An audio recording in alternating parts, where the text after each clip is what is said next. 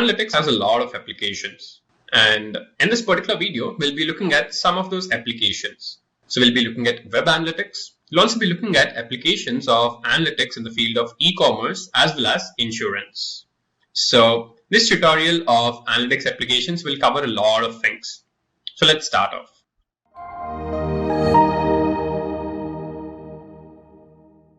Before we get started, I want to introduce you to Great Learning Academy, a free initiative by Great Learning. You can access over 200 plus courses with 1000 plus hours of free content on trending high demand domains absolutely free. Register now to complete the course and get your free certificate of completion. Check out the link in the description of the video below.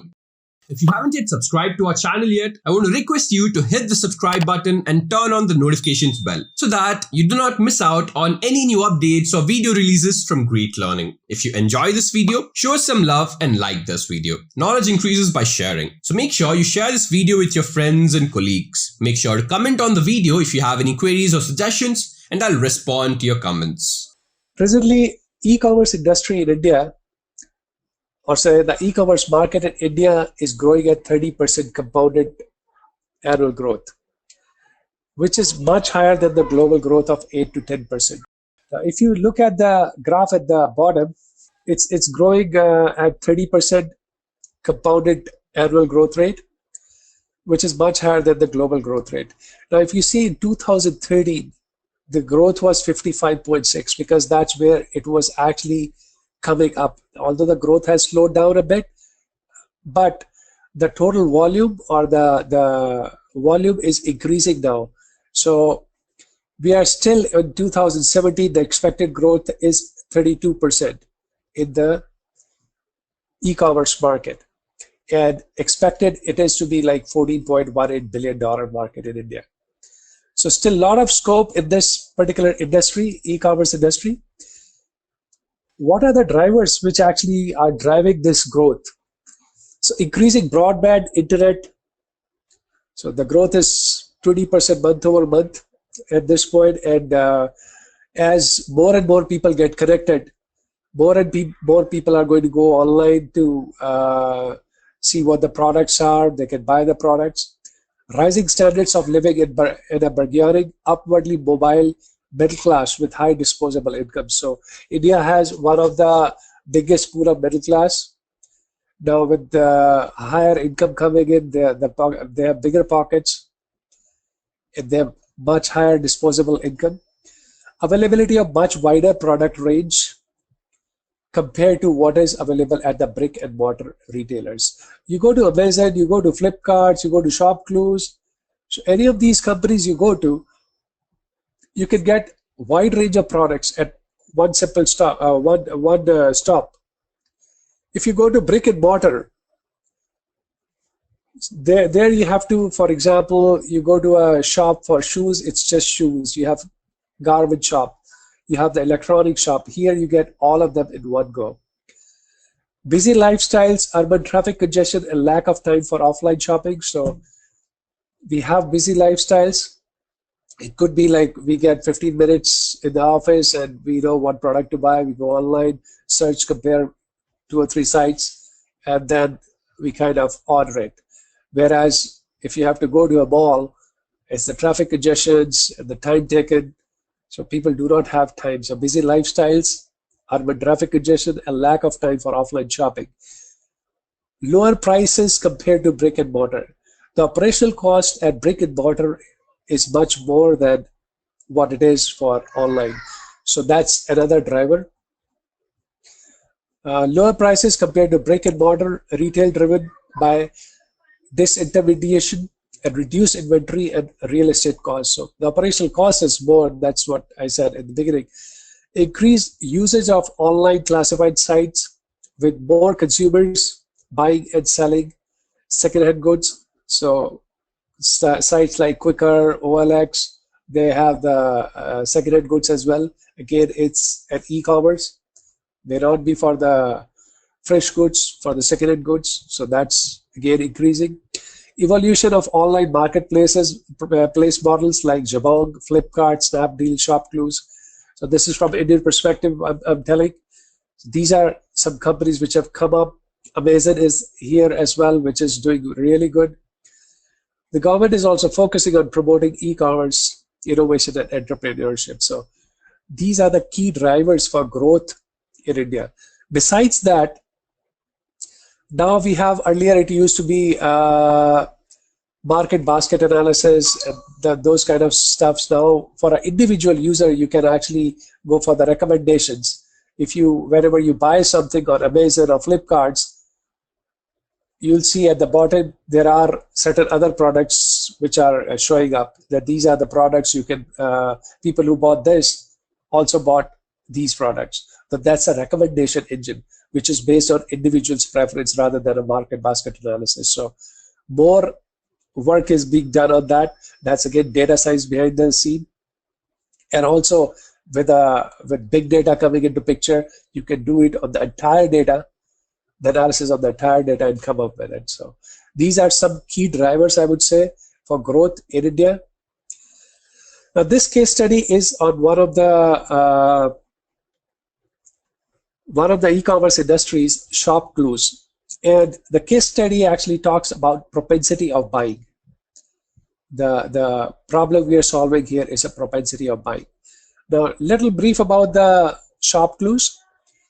An online retail website headquartered in Gurgaon started its operations in year 2011, and they had been doing really good year over year. Sell lesser known or unbranded items online. So that's the USP for this particular company. Lesser known or unbranded items online positions itself as a marketplace for smaller city buyers and sellers. So the goods what you get at markets like Janpads or Sarojini Nagars, you get here in this particular website. So it's not about the branded ones, because you can get those at Amazon's, Flipkarts. So their USP is they get non-branded items and they can sell it. They are actually doing pretty good on that. Unlike other marketplaces which tend to focus on mobile, electronics, computers, and branded fashion, ShopClues focuses on unstructured categories which contribute to 2/3 of its revenue. Although they do have mobiles, electronics, computers, and other stuff as well. But the major revenue, you'll see the kind of items what you get at ShopClues and the throwaway prices what you get here, you won't get at Amazon and Flipkarts.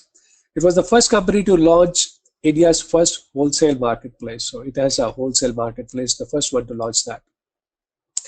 Now, for the study, for the marketplace, the propensity of buying study, we have the data sources, two sources of data, online data residing on the cloud and the data warehouse. The online data is available post October 2014, as the company has implemented Omniture 2014 only. In 2014 only, Google Analytics provides data on macro level and not on user ID level. So they had Google Analytics, but it was at a macro level, not at individual user ID level. So what we took, what data was taken here was the data residing on the cloud, which was the Omniture cloud, and data from the data warehouse, their regular data which they had. So few of the observations from the data. During categorization, it is observed that data is very noisy. There were duplicate records, and so several data was missing. 70% of the transactions have no user IDs as they log in as guests. So even today, I would say people still log in as guests whenever they want to buy something. So when you log in register into a website, a user ID is created. So from this data, what we found out was it's just 30% of the buyers who actually register on the site. 70% of them just actually buy it as a guest. They don't want to register on the website. So our target was the users who are actually registering on the website, who have a unique user ID. So that was another observation, and our target was, the population was the people who have registered on the website, who have user ID.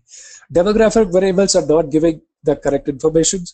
So people generally do not give information if they are asked for, like the name they would put, they put their email ID, the phone number. If there are like gender and your income level, etc., those are generally not put in there, and those are not mandatory fields either. So we generally do not get data for that. Data is having a lot of multiple entries for the same variable at the same time.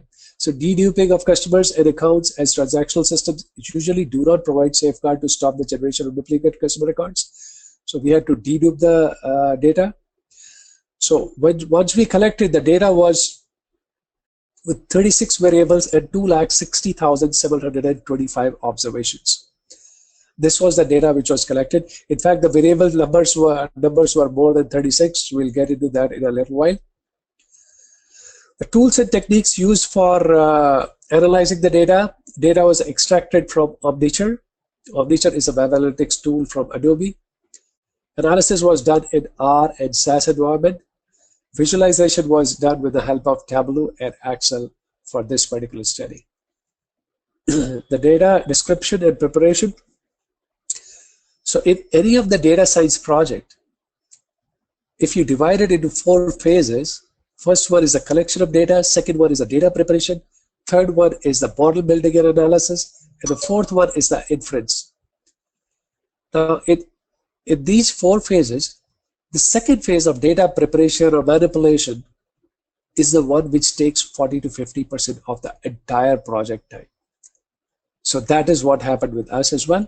It took most of our time into data preparation because data, as was mentioned, was noisy. And after examining past studies, observing the website and understanding all the metrics and dimensions that were captured in Omniture, following broad categories are identified: demographics, acquisition, transactional behavior, and outcomes. Now, I actually researched about what are the factors which influence propensity of buying, or what are the factors in the e-commerce industry. So the primary factors from different researchers, different papers, case studies, I came up with 4 categories: demographics, acquisition, transactional behavior, and outcome. Our dependent variable was orders, which was identified as a target variable. So orders was our dependent variable, which was in the outcome category. So these are the categories. These will be further bifurcated into variables. Demographic, user ID. So company assigns user ID to the users who register on the company website. The customers who buy and do not register are not captured in the study. So the ones which have some transaction were actually taken into account. Second was the location.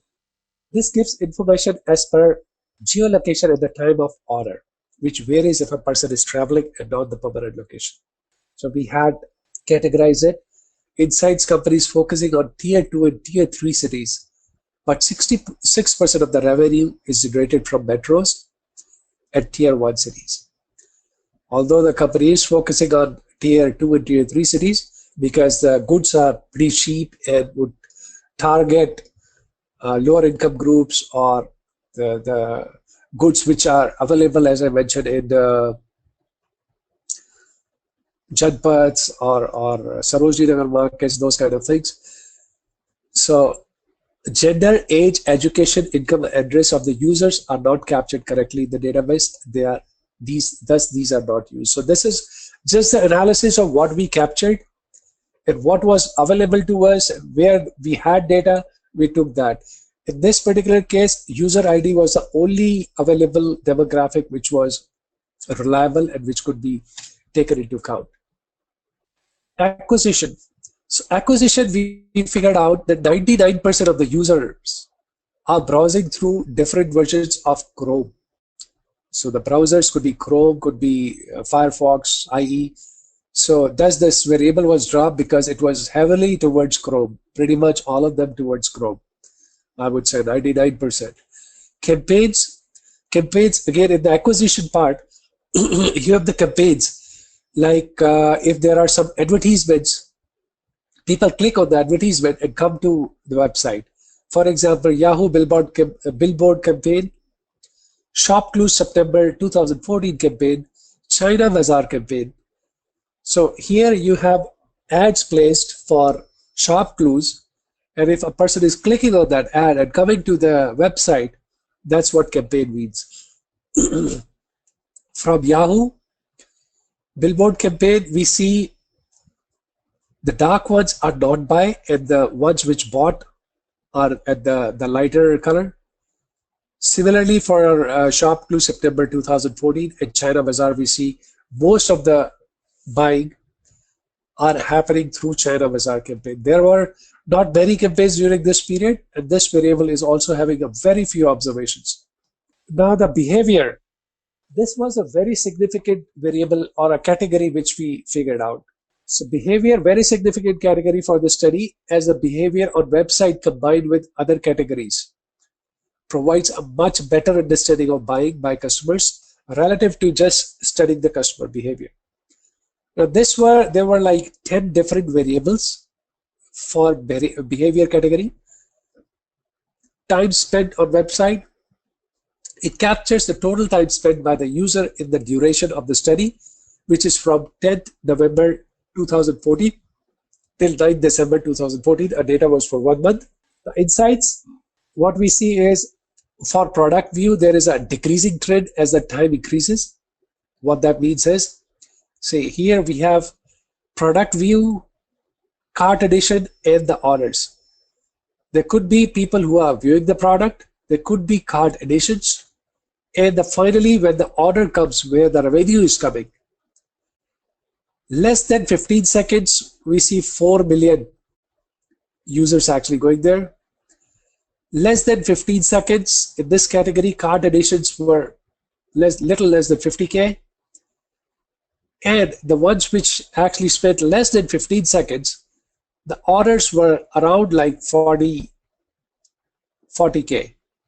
15 to 29 seconds, we see the trend here again for orders. The trend increases for orders for 1 to 3 minutes. So people actually spending 1 to 3 minutes, we see like 100K people ordering. And then the trend decreases. People spending 3 to 5 minutes are less likely to order, and then this continue to decrease. For product view, we see maximum in less than 15 seconds. It's pretty much stable in the next two, and then decreases a bit and then decreases. For cart additions, maximum is in the less than 15 seconds. So insights for product view, there is a decreasing trend as the time increases. Maximum orders took place when the time spent is between 1 to 3 minutes. It decreases as the time spent on the website increases. So what a company would be interested in are the orders. Where are we getting maximum orders? People who are spending 1 to 3 minutes are giving us more orders. That's what the data is telling us at this point. This is what we are doing right now, is the exploratory data analysis, EDA as it is called in the industry. Further, we'll actually develop a model on this and see what is coming out of it. Entry day of the week. The day of the week when the user visited the e-retail market. So what we see is on Sundays, we see maximum people, the product views, cart addition, orders. Orders are, of course, directly proportional to this revenue. And it could be the order number is less, the revenue is more. That's possible because it could be a person buying gold. The order is 1, but the value is more, so the revenue is more. So what we see is Sundays are the days when we see more people actually ordering, more people doing cart addition, more people doing product view, and more people doing revenues. More revenue is being generated. Now this, what this tells us is when we are at our leisure time on Sundays, or maybe some campaign goes on Sundays, because there is a flea market campaign on Sundays, that actually increases this. Other days we see relatively lesser orders than Sundays. Sundays being a holiday and leisure day, maximum product views, cart additions, and orders took place on this day. Monday is the second best day for orders, as the cart additions done on previous day are converted into orders. So there could be some cart additions which are people are just ordering it now. Whatever I actually selected, let me order that. Recency, the length of time that passes between visits from returning visitors. Now, return frequency, 1 to 3 days. A person is returning in 1 to 3 days, 3 to 7 days, 7 to 14 days, and so on. What is the percentage of product views, cart addition, orders, and revenues? We see people who actually return in less than 1 day. That's the area where we get most orders, we get most revenue. The users visiting again within a day orders more than other users. As the time increases, the conversion percentage decreases. This can be attributed to someone who sees a product and wants to buy it, who generally comes sooner to buy it, and maybe after comparing with other sites. So we generally do it like that. We do go to one website, see what the product is, what the cost is, go to another site and the third site and see which site is giving me best price, and we go and do it. So the person who are really focused on that, they come in less than 1 day recent visit and are more likely to order it. That's what this exploratory data analysis is telling us. Loyalty, the length of time that passes between visits from returning visitors. A new customer, a return customer, and a loyal customer. New customers account for maximum orders, but return and loyal customers places orders directly. So what that means is, new customers, the product views, cart addition, orders, and revenues. Of course, whenever a new customer is coming up, maybe through a acquisition from a advertisement or coming directly to the website, the revenues are more. The returning customer or the loyal customer is very frequently coming in there. They straight away go and order it because they know this is what the thing is. Let me just go and order it straight away. I don't have to do for product views and so on. So that's what this graph tells us. Entry page of the website. So where are people entering from? What websites they're entering from? Maybe from the home, maybe from the cart contents, Sunday flea market, any search results, my account, mobiles and tablets. Around 26% of the page views are home page, which is way ahead of rest of the page views. It makes sense as most of the users log in would come to home page. Next is cart contents page, followed by the search results. Now here is an interesting fact about ShopClues. In the e-commerce industry, the conversion rate is 2%. Average conversion rate in the industry is 2%, meaning 100 people coming to the website, visiting the website, only 2 people are going to buy any product. Rest 98 will just go see and go out. So the entire picture in this industry revolves about increasing the conversion rate. In e-commerce, the entire thing is to increase the conversion rate. In ShopClues, it's better than the industry average of 2%. It is at 2.53% at present, or when this study was conducted. Orders is a response variable. That's, as I mentioned in the beginning, that's going to be a target variable.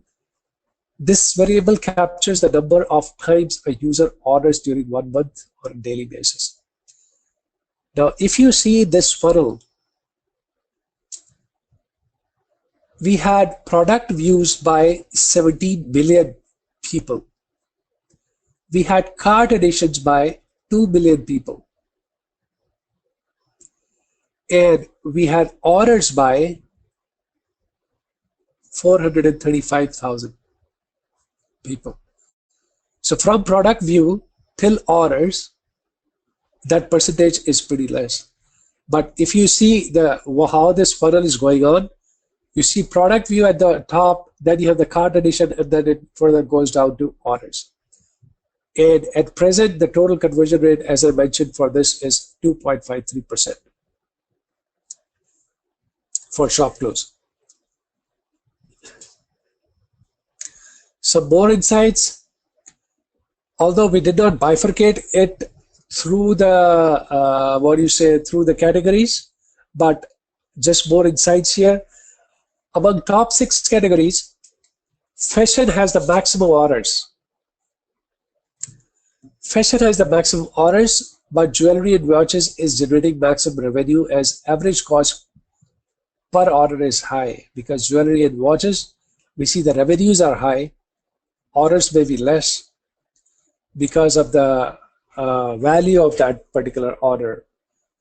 In ShopClues also sells gold bricks, so you get buy one brick, although the order is one, but maybe like 27 lakhs or something like that. So if we talk of the orders, we get maximum orders, I think fashion and home and kitchen, pretty much neck and neck. The rest of them, the orders are less. Revenue wise, jewelry and watches are the maximum, and then there are others which follow. So what we did was to figure out the propensity. We had the orders as the response variable, and we use logistic regression into this. So orders, if a person is ordering, gets a value 1, else a value of 0. So it is a dichotomous variable. And rest of the variables what we have been talking about till now were all fed into the model. The steps taken for actually building the model are here, although I'm not going to get into each of the steps. We'll talk on what the results came out of it, and then we'll work on it. So data integration, data profiling, dependent variable analysis, data treatment, derived variable creation, bivariate analysis. Bivariate analysis is just checking for the correlations. Fine classing, coarse classing, multicollinearity, sampling, testing versus training the data, logistic model, statistical analysis, the lift chart, and the validation. So what we are going to do is, we already went through the exploratory data analysis. In fact, we started with just a brief about the ShopClues, and then we went to do what the data was. Just going through the data, it was noisy, and how many, around 70% did not have the user IDs. 45 variables were selected in the model. Key variables are entry day, entry page, average time spent on website, average pages per visit, recency, loyalty, product views. So here is the odds ratio for each of them. How do we interpret the odds ratio? Monday, the likelihood of person buying is 41% more than rest of the days.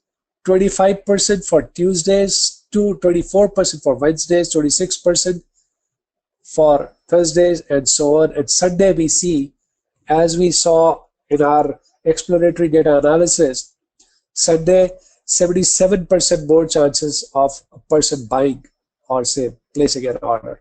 Similarly for entry page, when we see say 0.86, it's like 14% less chances of placing an order when the person is coming from a home page. 19% higher chances when the person is coming from Sunday flea market. Similarly for search results, 20%, 27% for Sunday flea market. So that's how we interpret the odds ratio. Average time spent. Out of these, what we see is 0.9. Although it's like 13767 to 1866 seconds. If a person is in that particular category, he's more likely to buy. Average pages per visit. If a person is visiting like 14 to 15 pages, pages is like you're going to home page, from there you go to some category, see some product, and then you go to another category, see some product, and so on. So based on that, it was, the data told us that 16 to 19 pages is where there is more likelihood of buying. The odds ratio are more likelihood of buying than compared to others. Recency, If the recency frequency is more than 14 days, we have 11% more chances of buying. Loyalty, a new customer, returning customer, and the loyal customer, we see there are 100% more chances of buying, or 102% more chances of buying for a return customer. Loyal customer, 99% higher, 78% for a new customer. Similarly, for the cart additions and the product views, a person who has cart addition of 2, 35% chances of buying. Product views, we have similarly for product views, what are the chances of odds ratio of buying. Now further, our results, what our model, when we run the logistic model, these are the further interpretations what we got. AIC, SC, and -2 log L by itself does not mean anything. It is compared between the models. The one which is with the lower AIC, SC is actually taken into consideration as a model which is a good model. Secondly, on the likelihood ratios, this is the ratio where which says here the null hypothesis is that all of the coefficients are 0, and alternate hypothesis is at least one of them is not 0. So we are getting a p-value of 0.0 less than 0.001. We will reject the null hypothesis. The likelihood of chi-square is this, with a p-value of this tells p-value of less than 0.0001 tells us that our model as a whole fits significantly better than an empty model. Empty model is where you do not have any variable. So there are variable whose coefficients are not 0. That's what this model tells us. Person concordant. Person concordant is a pairs where when you compare the pairs, the one which you are actually trying to target, for example, we are going to target pairs which has orders. Orders meaning order has a value of 1, and order, the one which you don't, which there is no order, the value is 0. So when you take a pair, the predictive value for a target variable or the one which is 1 should be more than 0. That's a person concordant, and the other one is a person discordant, where the value of no order is more than the value of order, right? So mean predicted value is what I'm talking about. So what we got was 81.7% is where what we look for, which is actually a good one. We have so many pairs analyzed. You see at the bottom, it was 8 billion, 8.25 billion pairs which were actually checked for, and we got 81.7% concordant, which is actually again telling us it was a good model. This is where what actually model fit is fine. We saw odds ratio, we saw the likelihood ratio, we saw the percent concordant. Now this is where actually our inference comes out. Now when we say inference, here inference comes out as, here is what industry is interested in. What we see here is, this is from the test model and this is from the validation model. So this training model, what we see by the fifth decile, if we go up, it is somewhere here. What that tells us is that this is the blue line is cumulative percentage of expected and cumulative percentage of predicted. So if we do not use any model, the blue line is what is coming out, and if we use a predictive model, it's the red line, which is actually showing the lift. Now the graphical representation of the cumulative distribution function of empirical probability distribution, the lift of the predicted model and the straight line shows a cumulative percentage of the expected events. By the fifth decile, the model shows a lift of 22%. By the fifth decile, the model shows a lift of 22%, which implies that compared to a random model, a new model will capture 72% of the customers buying the product in first 50% of the population. What that means is your 50%, the top 50% of your population is contributing towards 72% of the orders. Top 50% of the population is contributing towards 72% of the orders. And the other half is contributing just 28%. That's what this graph tells us. Other left chart is the ROC curve. ROC curve shows how true positivity, shows high true positivity, which again shows that it's a good model, with an area under the curve as 0.93. Area under the curve measures the discrimination, that is also the ability of the model to correctly classify people who will buy and who will not buy.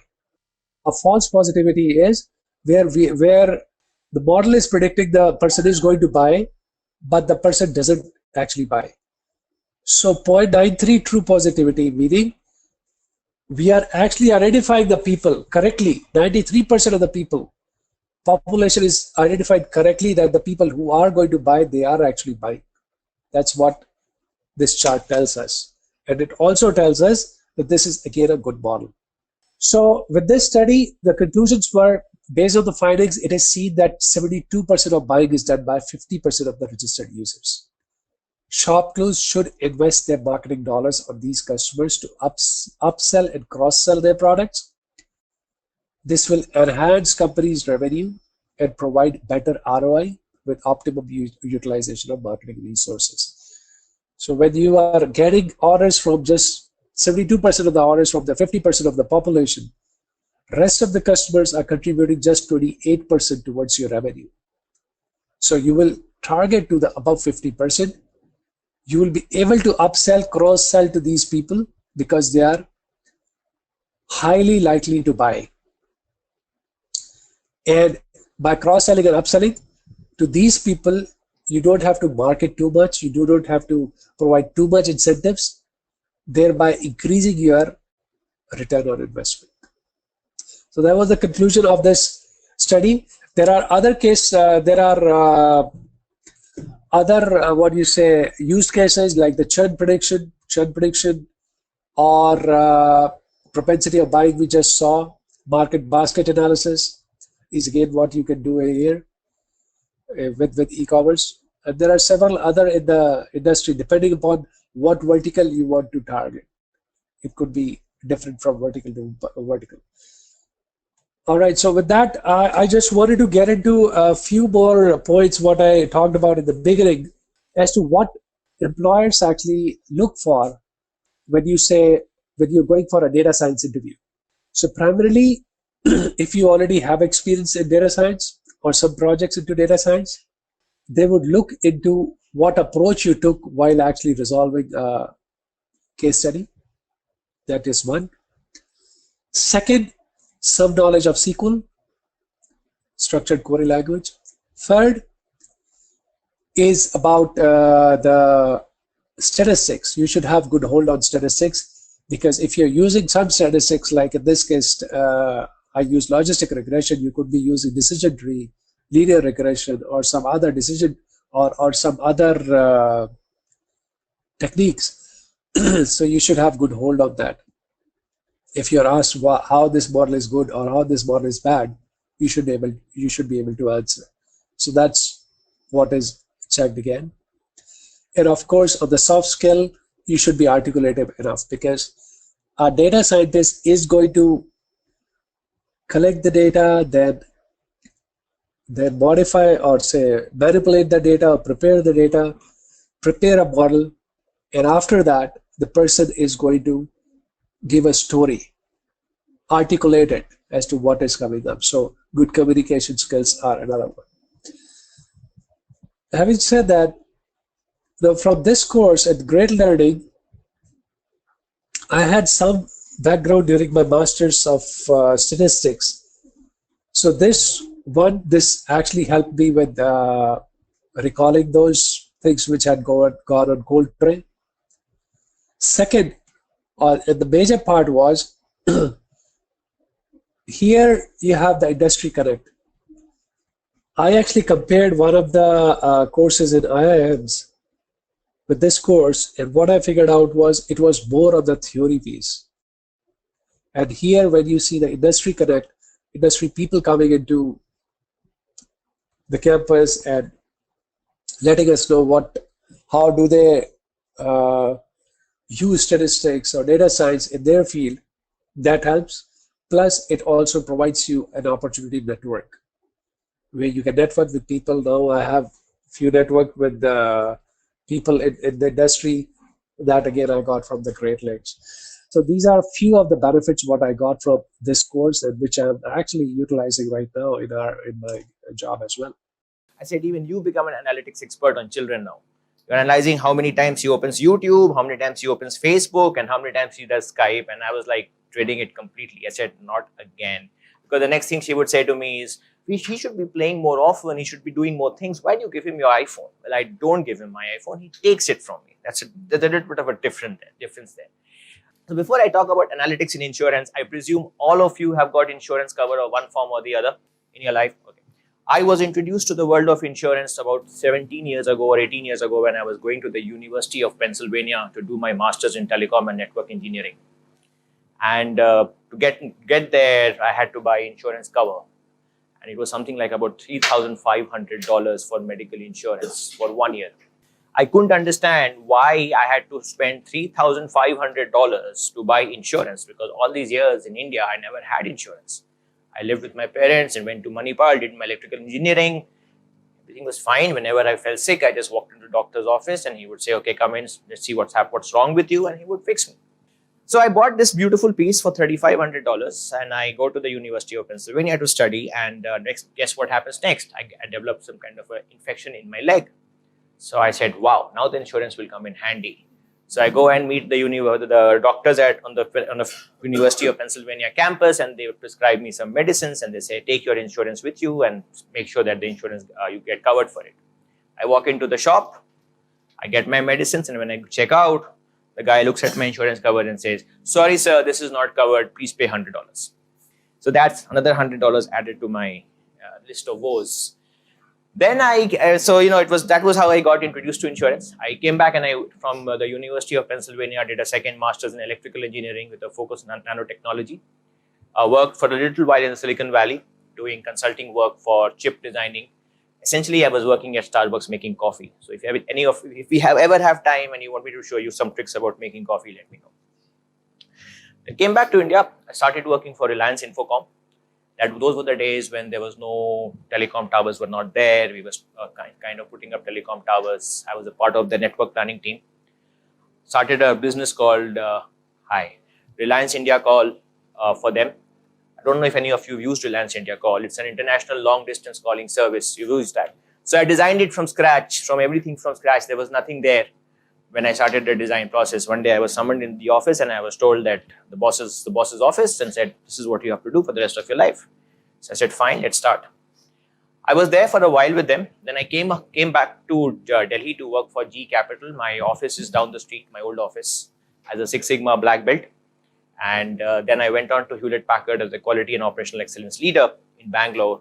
And following that, I went back to the Kellogg School of Management to do my MBA. And this time, I was a little wise.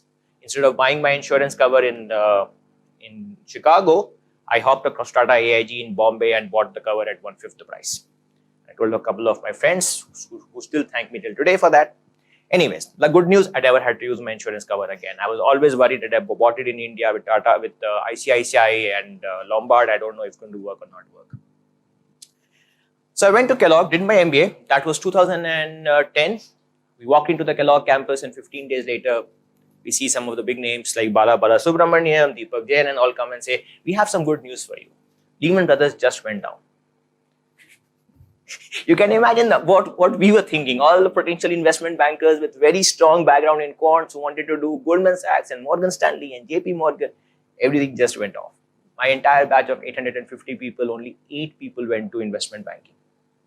And only those people who were in America because they refused to do the visa because they had taken money to bail themselves out or back themselves out. After I graduated from Kellogg, I joined Zurich Insurance Group in Hong Kong as the chief of staff to the regional chairman. So I was covering a ground between Africa to Australia, and I don't know what I was doing, but I was trying to keep up with it. And one fine day, as you know, as most of you work in the corporate world, decisions are taken. And one of the decisions that was taken was, why don't we send Tushar to London? I said, I'm not complaining. Happy to hop across to London. And why don't you go and become an actuary? I said, actuary at 35 with a child, are you sure you want me to study more? It's not a good, isn't the studying enough? But then that was a deal. You had to become an actuary. That's what the boss wanted. So I went across to London. I started working in the London markets.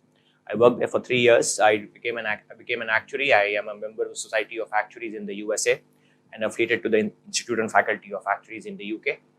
And then last year, I decided to come back home for very, very strong personal reasons. I had to do with my children. And I came back home. I live in Vasant Kunj, and I decided to start teaching. Because I've been teaching on and off in the corporate world, sometimes Six Sigma, sometimes accounting, sometimes finance, and a bunch of other things. I started teaching, and now I enjoy my life. I teach. I'm happy with what I have. And that then got me back in touch with Great Lakes. That led to a discussion with Arjun Nair. And now we are sitting here and talking about this topic on analytics in insurance. What is very interesting is that most people confuse insurance with banking very, very easily. And trust me, I'm guilty of doing the same thing. I did it for most of my MBA life. Insurance, some part of banking. Why worry about it? It's not. It's a very, very separate industry. It has got some very, very unique features, and it has got different kinds of things to look at. And I will talk about it today in a little bit more detail. And at any point in time, you guys feel that we should cut short, move forward, fast forward, let me know, because I'm happy to move forward. So the plan is today, risk and insurance, an insurance company, data and analytics, current trends and challenges, and around the world. Around the world is me talking about the different markets I have seen over the years of working, what I have experienced in different parts from all the way from Australia to North America, what the regulators have told me on one-on-one discussions, and so on. I'll talk about some of those challenges so that you get a perspective of that. Current trends and challenges, we will talk about cyberware and cyber warfare and terrorism and a bunch of things like that. Data and analytics, I have a couple of basic simple models to run you through. I can either talk the maths or we can walk the maths. An insurance company, we will talk about an insurance company, and I wanted to show you what any structure of a basic insurance company looks like, what are the different functions that an insurer does. Honestly, I had no clue when I joined Zurich Insurance Group what it was. In fact, in the interview, my boss to be said, you know what, you're smart, but you don't have any idea about insurance. You need to come here and learn. And then we talk about the basics of risk and insurance, which many of you would be familiar with. So moving on, what is risk and insurance? So first of all, not all risks are insurable. Somebody comes and says to me that I want a life cover for infinite amount. What am I going to say? Can I do the risk for him? Obviously not. I can't give him infinite cover for insurance. So even your life might be worth infinite, but for me, I can't cover you. Somebody goes to Las Vegas and decides to play and bet in the casinos and loses money and says, you know what, I want an insurance cover for that because I might lose money. I'm sorry, I can't cover you for an insurance for doing gambling in Las Vegas. So for risk to be insurable, the following conditions must hold. The policyholder must have an interest in the risk being insured. So we are more concerned about burglary in our house than someone else's home. I think that's a universal fact. A risk must be of a financial and reasonable quantifiable nature. I just said you can't do risk for infinite amount. It has to be some amount of money that is going to be covered. If it comes out, you pay that much. And the next thing is the amount payable by insurance policy should have some bearing with the relationship the financial loss has incurred. Or you know what, my car has hit a tree. Neither my car is insured, neither the tree is insured, but it's a loss for me. You should bear the loss. Why? I don't think that makes sense, right? Your car is not insured. By the way, in the West, people insure trees. You know why they insure trees? Because your neighbor might, if it falls into their house on a garage or something like that, your neighbor might sue you. So you have to insure the fact that an event like a tree falling into your neighbor's house on the garage, if it causes damage, you're going to be insured. But whatever be the situation, the important thing is that it has to be some relationship between the claim that you are asking for and the kind of risk that relationship that you've had. So let's talk about a few of them. I have taken some interesting pictures. The one here is a very, very common sight you see in some parts of the world. Then you see a house burning, you see cargo. And any idea where this is from? The one at the bottom here with the plant? Fukushima, Japan. Yes, it was that tsunami that hit them. It's taken from there. And let's talk about this. I think I'm going to expect the audience to tell me more about it than I can tell you about it. Automobile insurance. All of you have taken it? What do you think is good about automobile insurance? Anything good about it? You don't have to pay the fine for the cops. And has anybody ever been in an accident? Hopefully not, but have you ever been in an accident? And what has that experience been? Okay, so you have some familiarity with it. Automobile is one of the most well-studied form of insurance in the world. Everywhere people take automobile insurance. And we will see how analytics has made this entire automobile insurance industry a loss-making industry. And I will talk about aggregators and how in the United Kingdom, most automobile insurance companies are facing this challenge of making big losses. We'll get to that point. Remind me to tell you about that. All of you had fire insurance you've seen. I don't want to talk about fire insurance. What else? You've seen marine. Marine is basically this cargo getting all blown up or something like, or the ship going off. Power plants. You see a power plant at Fukushima. Supply chain. Supply chain was one of the biggest concerns when the Fukushima blast happened. The worry was that all the supplies out of Japan would be disrupted, which would lead to business interruption risk in various parts of the world. So I'm waiting for some parts to come in from Japan. It can't come in. The second problem was none of us knew what kind of contamination would have happened in these goods which are being shipped on the seas, because we did not know what kind of exposure they had with this Fukushima blast. So the entire supply chain was disrupted across the world. One was the late arrival of goods, and the second one was contamination of goods. Ports were checking continuously to see if there was anything which was contaminated and if they were allowed to come in. Because you see, when an event happens or a crisis erupts, we go into some kind of a shock and we start thinking about the worst possible situation because we want to mitigate risk. It is a different story that worldwide no such contaminated cargo was delivered because they managed to control the nuclear reactor inside and there was no contamination. But this is what happens with insurance. You saw that when September 11 happened. What happened to the aviation market? The insurance premiums in the aviation market post September 11 just skyrocketed. Everybody wanted aviation premium. The rules were very, very strict. People were willing to pay any kind of money to get aviation premium. That was back in 2001. Business interruptions, very, very common. You see this even with IT. Since I also worked in an IT company, people take business interruption risk because the optical fiber cables which are laid under the ground, if they get cut, you lose a lot. And people say business interruption and cyber security, they're complementary. Yes, but we in the insurance world look at it as mutually separable. So we have a different price for business interruption and a different cover for cyber security, which we will talk about in a few minutes. Construction, I don't have to talk much about it. We all know what can happen in the construction environment. Cargo, crop insurance. I wanted to talk about crop insurance. All of you have heard about the crop insurance in India, the government policy to do crop insurance. So if crop insurance is coming to India, why is it coming to India? We have famine, we have got floods. Is that why it is coming to India? What is the government's thinking behind bringing crop insurance to India? Any thoughts? Yes. Correct about that as well. Anybody else? Why is the government encouraging crop insurance? I keep getting calls from a lot of companies in India saying, are you an actuary? Can you come and do this work for me? Yeah, go ahead. Absolutely. The thing is that yes, all those intentions are good. Even the government is willing to subsidize it. But the bigger challenge is, where are the regulations? Where are the processes? When is the IRDA going to give me a license? I know of at least 2 or 3 entrepreneurs who want to enter into the crop insurance market. And we were working on it. When I'm not teaching, I'm also working on some consulting projects.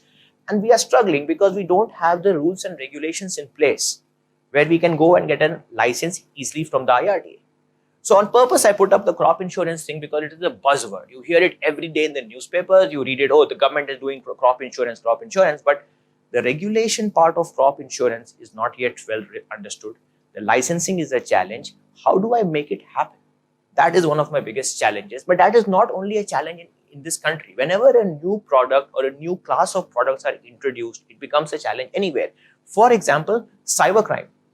In the UK market today, they are trying to make a product for cybercrime. It is a challenge because we don't understand it. The regulator is not willing to give a sign off and say, okay, for cybercrime, this is an insurance product, please go ahead and sell it. So there are some of, so regulation plays a very, very important role in insurance. Sometimes it's more constraining than in the banking sector because they just want to be very, very sure about the fact that this insurance is actually insurance and you're not making some kind of a speculative product. Management liability. Any thoughts on management liability and what it is? I hope all of you at some point in time in your life might have this, because if you're going to sit on the boards of large companies, you might have to take management liability. Management liability basically talks about a situation where somebody sitting on a worldwide board is now being sued by the shareholders. Why? Because the shareholders believe that this person has taken decisions or his actions or her actions have caused shareholder value destruction in the market. Now, it's a different question what the courts will decide. The courts might say, no, the shareholders are wrong, or the courts might say that, no, the board of directors is, this person on the board of directors is wrong. But till such time the settlement happens, the insurance company steps in and pays all the legal fees. We continue to pay the legal fees on that entire thing till the person is either whatever has to happen has been decided. I used to do a lot of management liability cover in Europe for a lot of firms, Nestle, Microsoft, all the big names you can think about.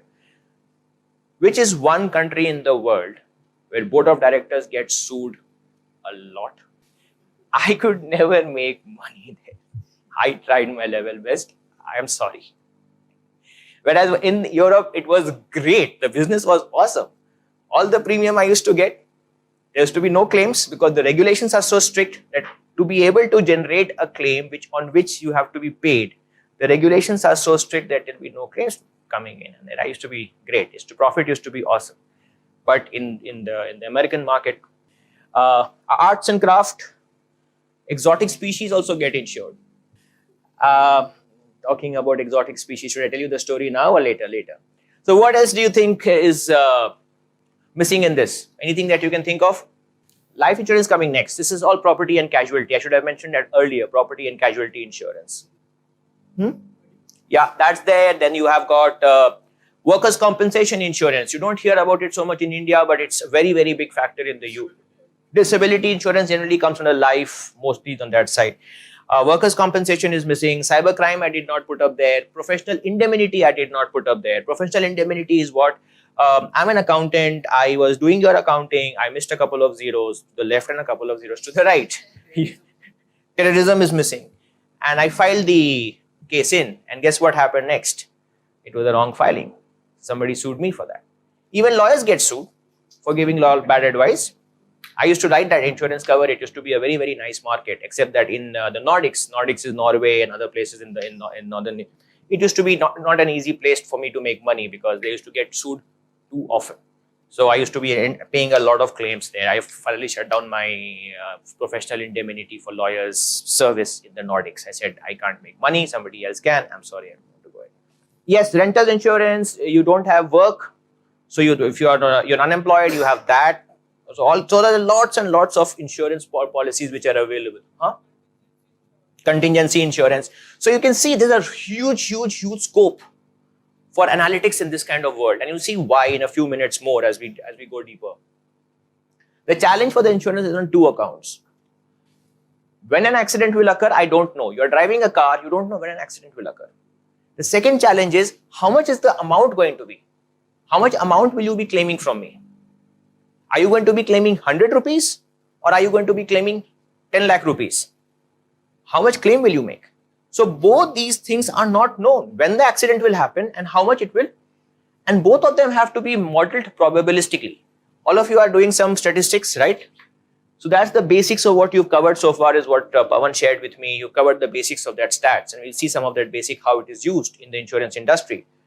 So we have to always keep thinking about uncertainty, risk in a probabilistic manner. When will I have an accident? I don't know. How much money will be spent on repairs? I don't know. Whether I will have an accident or not, that also I don't know. So the whole idea behind the stats that you guys are doing will eventually help you put some basic estimates. We are never going to be perfect. Don't ever think that, okay, you put a model around it, you put an estimate around it, and this is the perfect estimate. I have made many models, but I can't vouch for any of them having been perfect. Because you make a model and you hope it will be perfect, and when the time comes, you find that it's not perfect because this factor missed out or that factor was not right.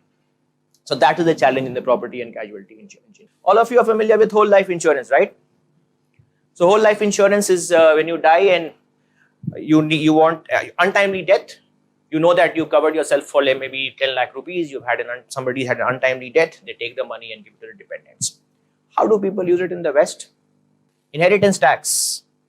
So what happens in the West, which is not happening in India, is that in the West, if my parents were to give me money, I will have to pay 30 to 40% tax on the money that I have inherited from them. So that's a huge amount of money. So children typically tend to encourage their parents to spend that money because you're going to be paying it to the government. In India, there has been a lot of discussion with the finance ministry bringing inheritance tax into the system to remove the the inequality between generations. My rich parents giving all their money to the next generation, they're doing nothing much but taking that money and growing it even further. So there has been a discussion around it. We do have some amount of very small inheritance tax, I believe. But in the West, it's a big concern. And therefore, the bulk part of your whole life insurance that you get if you have an untimely death. My father was between 35 and 55, and one day at 45, he passed away. He was not planning to pass away before that. He would have given me his money after 55. And after 55, I would have paid the inheritance tax. But he passed away at 45. I'm still very young in my career. I don't have so much savings in my bank. Now the taxman is knocking on my door and saying, you've inherited so much money from your father. Please pay the inheritance tax. See, I had no plans to pay it at 45. I was going to pay it at 55. So what do? I invoke the whole life insurance that my father wrote on himself. I go to the life insurance people. They'll give me the money. So that's one of the ways that is used. Term life provides benefit on the death of the life provided it occurs during the selected term. Ensure key personnel important for the company. So you often have term life insurance. In India also I have seen ICICI Bank, HDFC, other people sell term life insurance. It's for a very limited time period, maybe 5 years or 10 years. So during that time period, if something happens to you, you are insured, the money will be given to you. Why do we do it for key important? Sometimes we use it for key personnel because key personnel, some important CEO or some important chief operating officer or senior vice president, if something happens to that person, it can have major repercussions for the organization. So we get some money out of that. Endowment insurance, significant benefit to the dependents on the death, provides benefit to the life insured on a known date if the person is alive. Used as a saving vehicle, lump sum on retirement. So this is actually one of the most common ones you see around, where people say that, in the previous one, what happened was you kept paying the premium. If you died, the money would be given to you. But if after 5 years or 10 years of the term insurance, the contract ended, then you get nothing because you just paid your premium and that's it. In this case, what happens is if you die in, let's say, a 10-year time frame or 5-year time frame, whatever you've chosen as your contract terms, you get the sum assured, which could be 10 lakhs or 5 lakhs or 4 lakhs. But if you don't die and you continue till the end of the contract, at the last, and when the contract matures, they give you a lump sum amount of money for the premium that they have been collecting from you over the course of the time. So they collect the premium. You're not dead. Let's give you something in return. So obviously, for giving you any kind of extra features like giving you a lump sum amount of money if you don't die, the kind of premium you expect here is going to be much higher than the kind of premium you're going to expect in this case. I have an example built in and I'll show it to you in a couple of slides. And then you have got income protection, provides income during incapacity. We also talked about critical illness, cash sum on the diagnosis of critical illness. Long-term care provides financial security for nursing home care. Joint life, sometimes couples take out joint life insurance policy where, if the husband dies, then it goes to the wife. If the wife is dead, it goes to the husband. So you have a combination of different kinds of joint life policies that you can take out. Kind of the challenge for the life insurer is when an accident and death will occur. I don't know when an accident and death will occur. And to kind of deal with this timing unknown phenomena, we deal with something called mortality tables. This is just an example of a mortality table. At age X, we started with about 1 lakh people were alive, and by age 110, we are down to 0. At every age, a bunch of this 1 lakh people, some portion of that 1 lakh people who were there, will keep falling off the curve. This data is taken from the UK, but it is a very, very old data. As you can see, it is 2000 CM. I took this data just to show you what are mortality tables. So this guy it will be different. Every country will be different. Every region will be different. And they also kind of have different kinds of other factors like smoker, non-smoker status. In the previous years, 25 years ago, when we didn't have so much of technology available, they said, are you a smoker or not a smoker? That used to be part of your insurance forms. And they have created these mortality tables based on, are you a smoker, are you not a smoker? It will again be different for men and women. I've just taken a very generic one, so gender is like this. So there are lots and lots of different tables. Depending upon what you're trying to insure and who you're trying to insure, you want to go to the relevant tables. Okay. So this is what it is. As you can see, at year 1, we have lost some people. At year 2, we lost some people. By the time you hit 36, we went from 100,000 people were alive. Now we are only 97,065 people alive. Keeps falling off. So we are only talking about that initial cohort, let's say that 1978. So in 1978, so many people were born. We are only going to follow the 1978 cohort. We are not going to follow 1979 cohort. So again, because you see, as lifestyles are changing, people are living longer. So somebody born in 2010 perhaps will live much longer than somebody born in 1978. So we have to keep changing it. In fact, I did not know that the classroom is going to be like this, but this is a book. In this book, you have got lots of these tables built in. So we actuaries, when we start trying to do some calculations, we have to pretty much go into these books, take out these numbers and kind of plug them into our calculations. And sometimes and this book is not holistic, it has only got some relevant tables, but there are books like this which are published, which just tell you about mortality rates of different countries, different people. The latest one that has been published was, I think, for 2015. I have not seen anything beyond 2015. Anyway, let me put this back otherwise. So you have this kind of books here. Moving on to this, how much money should the insurer pay as per the contract document, whatever you've insured yourself for? Can analytics help? How? Making this table is not easy. What I have given you is the output of this table. We actuaries have to actually make this table. So we have to do lots and lots of studies by looking at different samples and trying to figure out why is this 9907 and not 99999, something like that. So that's where analytics comes into play, and you will learn about some of these modeling skills when you do your advanced stats classes. So I'm not going to delve too much into it, but you will learn about it. Yes.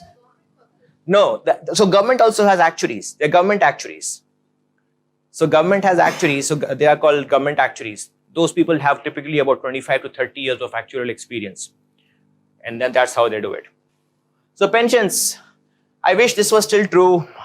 Unfortunately, it's not, making my life a little bit more challenging than it already is. Type of pension plan in which an employer promises a specified pension based on your earnings history, tenure of service and age. My parents, when they retired, they went onto this pension plan. The pension amount that they receive is taxed by the Indian government and it automatically goes there. This is called the defined benefits pension plan. World over, defined benefits pension plan is now fading away. A few countries that still offer it are India, only the government sector, Ireland. India also stopped now. Okay, so that Ireland and Canada. So they offer it for select people, but the fact of the matter is that people were finding it, the burden of paying pension to people with this kind of benefit was becoming too much, and the government was not being able to come up, or any other sponsor in India or in other parts of the world was not being able to come up with a feasible financial mechanism to be able to fund what they had promised. So now all of us have had to forego this. I mean, I envy my parents for this piece, because it's a nice sum of money they get. It doesn't matter whether the Bombay Stock Exchange has crashed, Doesn't matter if New York has gone topsy-turvy, doesn't matter if there is something happening in North Korea, they get that pension. I don't think I'm going to be that lucky. So if I'm not going to be that lucky, I'm going to be a little bit unlucky. It build up a pension pot using your contributions and your employer's contributions plus investment returns and tax relief. At retirement, part is paid lump sum and the remaining part is converted into an annuity. Now this is what bulk of Europe is on. This last statement that you see here, at retirement, part is paid lump sum and the remaining part is converted into annuity, is a very, very contentious topic. And it's discussed, let's put it this way, not very warmly in the European markets. Because people there feel that, why should you decide whether 70% of my pension should be converted into an annuity or not? Or 60% of my pension, which I have earned over the 35 years of working, should be converted into an annuity or not. But before I talk about converted into an annuity, what is an annuity? Annuity is a bulk payment that you receive every year. So you say, so let's say that you had a pension of 100 pounds. At retirement, they said, okay, you can take 30 pounds. So you took out 30 pounds. The remaining 70 pounds will be paid to you annually as long as you live. So that 70 pounds is now converted into another financial structure. You will not get 70 pounds each year, but you will maybe get 7 pounds each year for every year till such time that you live. The issue here is that people are unhappy with the government having a decision in this as to why it should be 30-70. Why can't it be 50-50? Why can't it be 60-40? And on top of that, there was at one point, there was even let's put it this way, there was a regulation which said that you had to have taken annuity from this particular company or that particular company. Now those things are changing rapidly after Brexit and a bunch of other things. People are now giving more freedom as to where I can, what percentage. They're making it more flexible. You can take between 30 and 50% at one go, and the remaining amount of money has to be converted into an annuity. So this is a interesting thing that keeps happening in Europe. And so imagine what happened when Lehman Brothers collapsed. All of us were sitting in the atrium and watching our pensions disappear because it was all linked to the market and the market was crashing. Somebody was asking me a question. That's why, but the thing is that now this option is not available, so we have no choice but to go. So it automatically puts us at risk. So one thing I've done myself is that I worked in different parts of the world and I've left my pension pots in different parts of the world. I didn't bring them home because first, if I took it out, I would have to pay taxes because I'm not 65. And second, I was playing the game of diversification that, one goes down at least somewhere in the world, I'll get something on retiring. Let's move to the second piece, an insurance company. Well, this is my structure of what an insurance company looks like and does look. Most insurance companies do look like. There are always a few things that would not be there, and if you can always tell me about it. There is this underwriting function, the claims function, actuarial, marketing and distribution, risk engineering, finance and accounting. And under all of this is the operations and information technology. So, kind of pretty much shouldering the entire insurance world. And then you have got these customers, regulators across the world, and you've got these shareholders who give you the initial seed capital to run an insurance firm. The next thing I'm going to talk about is just go a little bit deeper into each of these functions and explain to you how analytics, which is what you are here for, plays out in each of these functions. It is, as I said, I just drew these boxes without saying who's supporting whom, just outlining them on the slide without mentioning whether this is supporting or not supporting, because human resources at times does play an important role in insurance, and we'll talk about it in a couple of minutes. No, there is no standard like that. It is pretty much the actuaries who certify it. People who create it are generally non-actuaries who are still trying to become actuaries. The certification and the sign-off is done generally by actuaries. So, underwriting risk is identified, selected, priced, and sold to the end customer through the broker, agent, or directly. And you kind of have met some of the brokers or agents in your life. Knowledge-intensive and people-dependent industry. Analytics is used to do the following things: determine the rating factors that impact risk and are relevant for pricing insurance contract. Some of the rating factors are geography, gender, profession, credit history, and cover specific details. By cover specific details, I mean that these are details depending upon what kind of insurance you're buying. For example, if you're going to buy arts and craft versus you're going to buy species versus you're going to get insurance for management liability cover. There are cover specific details. Quantify risk in terms of exposure, determine the price, deductible and cover, develop and use exponential rating models. Let me just step here and go. So this was on the screen. Let me just talk about a few of these things in a little bit more detail. So rating factors. The thing about rating factors is that it is not sacrosanct. I might, as an actuary, use these 10 rating factors. My friend in the other company, who's also an actuary, who's also trying to do the same, policy, might use a different set of rating factors. So these rating factors can differ. It can be very small. It can be very, very large. And that is why when we do pricing models or we try to make any kind of analytical models, it takes a very, very long time, because to start off with, we try to get the entire sea of rating factors.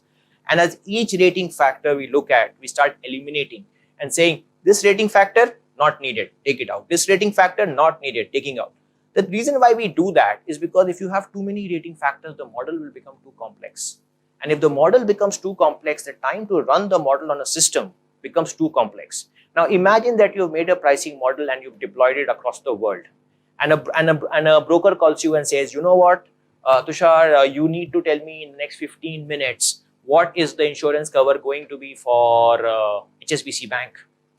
Now here is my dilemma. In 15 minutes, I have this model, this entire model on a computer. I start typing in all the numbers that he has shared with me. But if the model is very, very complex and complicated, I'm going to ask for lots and lots and lots of detail, which I'm not going to be able to get in 15 minutes. So the question is that why would you make a model which has got a lot of irrelevant rating factors? In fact, once upon a time, I had a supply chain model in which one of my fellow actuaries had written as a rating factor, what will happen if the Earth's magnetic poles change over? So North Pole becomes South Pole and South Pole becomes North Pole. What will happen to the seas? They will go in the reverse direction. What will happen to the ships and the cargo? Will they be able to deal with that problem? But my point was that, okay, I understand where you're getting at. You really want your model to be rock solid in terms of thinking about these kind of complex situations. But, trying to figure that out and giving what should be the probability of this occurrence be. So I mean, this was a very interesting discussion over lunch. I said, this is a very interesting point about the North Pole and the South Pole changing over, but I don't think it is going to be very relevant. Though I understand where you're coming from, because you want your model to be rock solid. So that is about the rating factors. Exposure, basically what kind of exposure you are talking about. Are you talking about, an exposure is in terms of amount of money or in terms of cargo, like, if you're doing marine cover, are you saying that you have got inventory goods of so much going through the system? This is the amount that will be on risk if something happens to the ship. So that is what an exposure would be. For us, for a human being, what is the exposure? Life. We are the exposure unit. If we die, we die. That's exposure, right? Price, deductible and cover. So price, all of you know, because you all have bought insurance cover. What is the deductible? Exactly. So deductible is a very interesting thing. They basically try to eliminate relatively high frequency, low severity costs. Now let me give you an example. So when I went, remember that example I was talking about where I went to the University of Pennsylvania, I got sick and then I had to go to the hospital to buy the medicine. The bill was something like about $100. And the cover that I had purchased, it said that only more than $500 is, if the bill is more than $500, does the insurance trigger in. Which means that anything less than $500, who will have to bear? I will have to bear. Now, I didn't know, as I said, I did not understand insurance. I had this policy which was great, but did I understand it? No, I did not understand it. It was only when that guy pointed it out to me and said that under 500 you bear, over 500 we take it. Then it dawned on to me, oh, of course, much later I came to know it is something called deductible. And then there is a coverage, actually should be coverage limit. It says cover here. Oh, I have a Mercedes. This Mercedes is, whatever, $1 million or some number like that. I want an insurance cover for this. I want you to cover me for $1 million. Then I look at all the rating factors. 25 years of age, lives in Los Angeles, drives very on the Big Sur, frequently drives fairly high speeds. Kind of, maybe I have some inkling about your how risky as an individual you are, and then I say, you know what, I don't think I'm going to give you $1 million of cover. I'm going to cover you only up till maybe $500,000 or $500,000. So you kind of limit what the person can ask you for in case of a damage. So if the person has a damage of $1 million and I have limited him to only $500,000, what happens? The remaining money who pays? He pays. Or if he goes and buys another insurance from somebody else in the market for the remaining between 500,000 to 1 million. So lots of these kind of combinations are possible.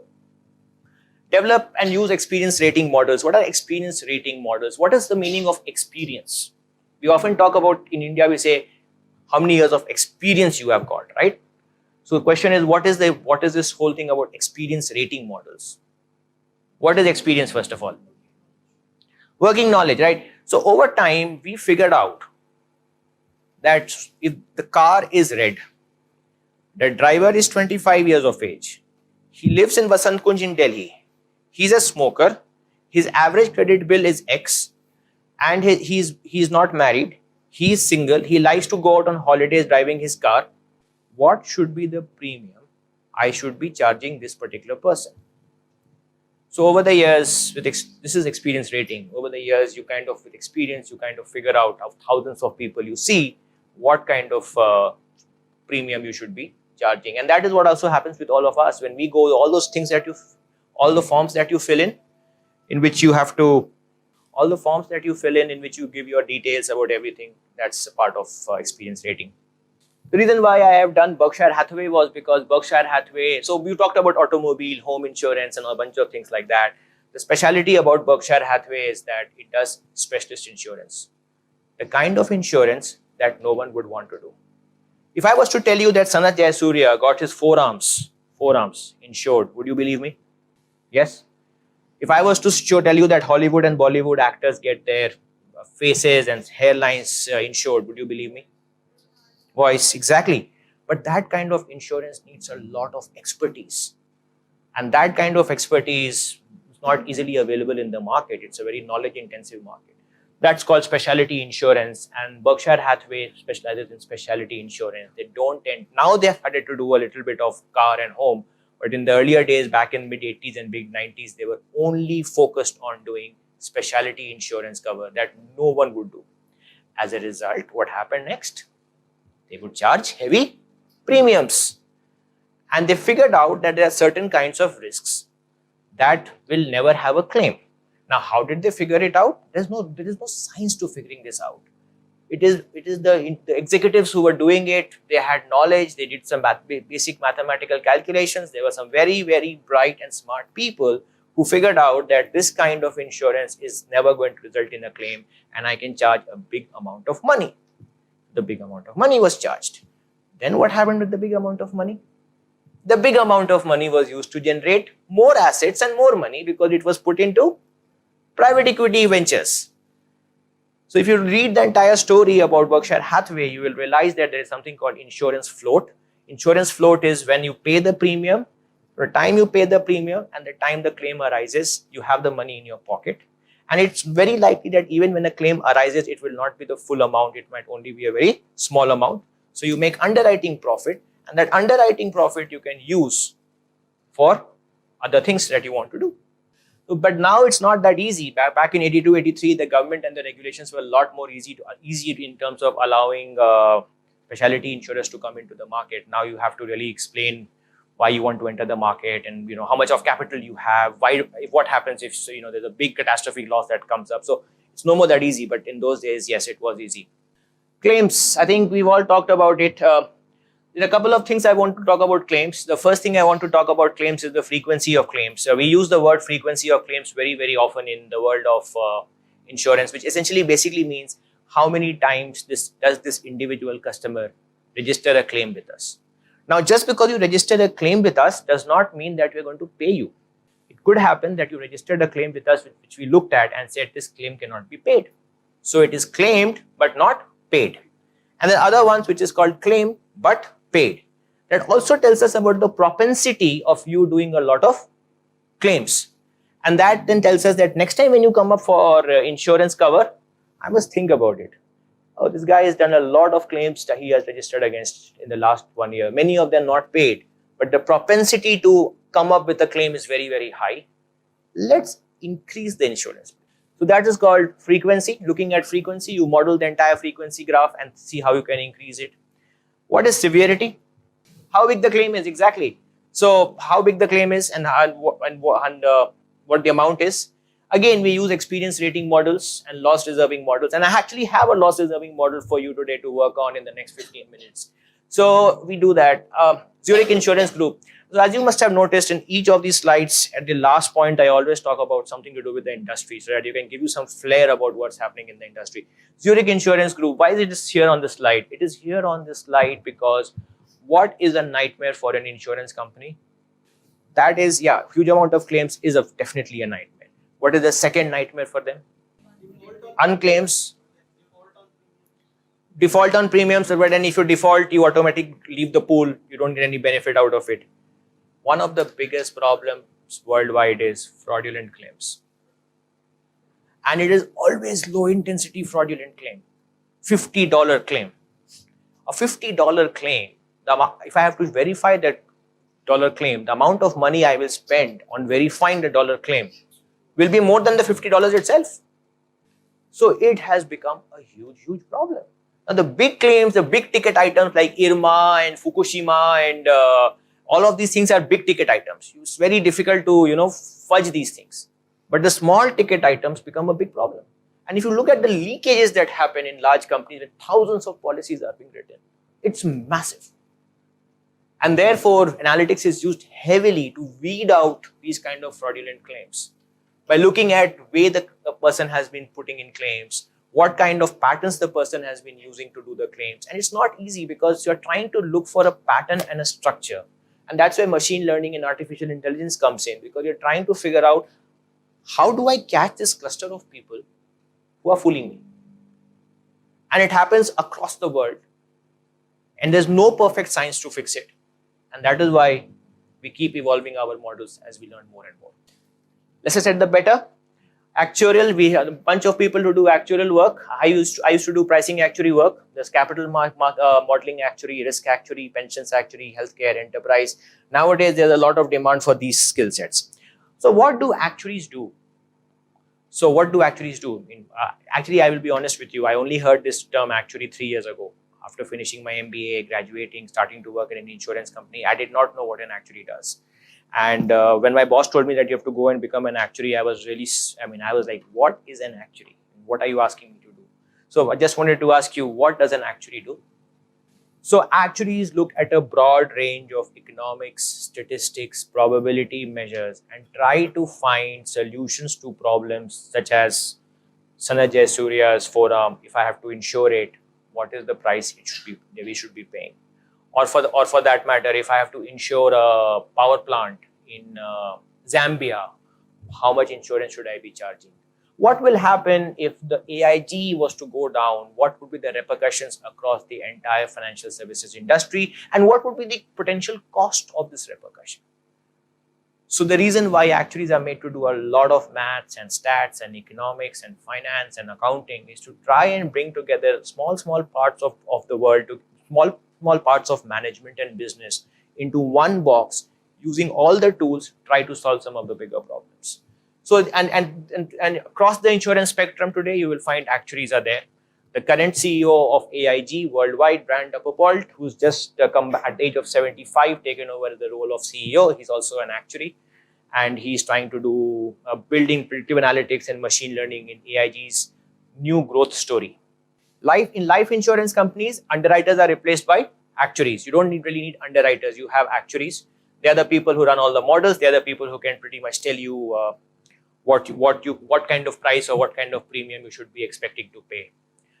Moving on to marketing and distribution, one of the most important pieces missing here is something called rate management. I'll talk about that in a minute. Marketing and distribution, like any other firm, you have to market and sell. You see it you see LIC's ads every day. I'm a big fan of my former company, Zurich Insurance Group's ads on YouTube. Or those of you who are pursuing digital marketing would be interested in seeing that.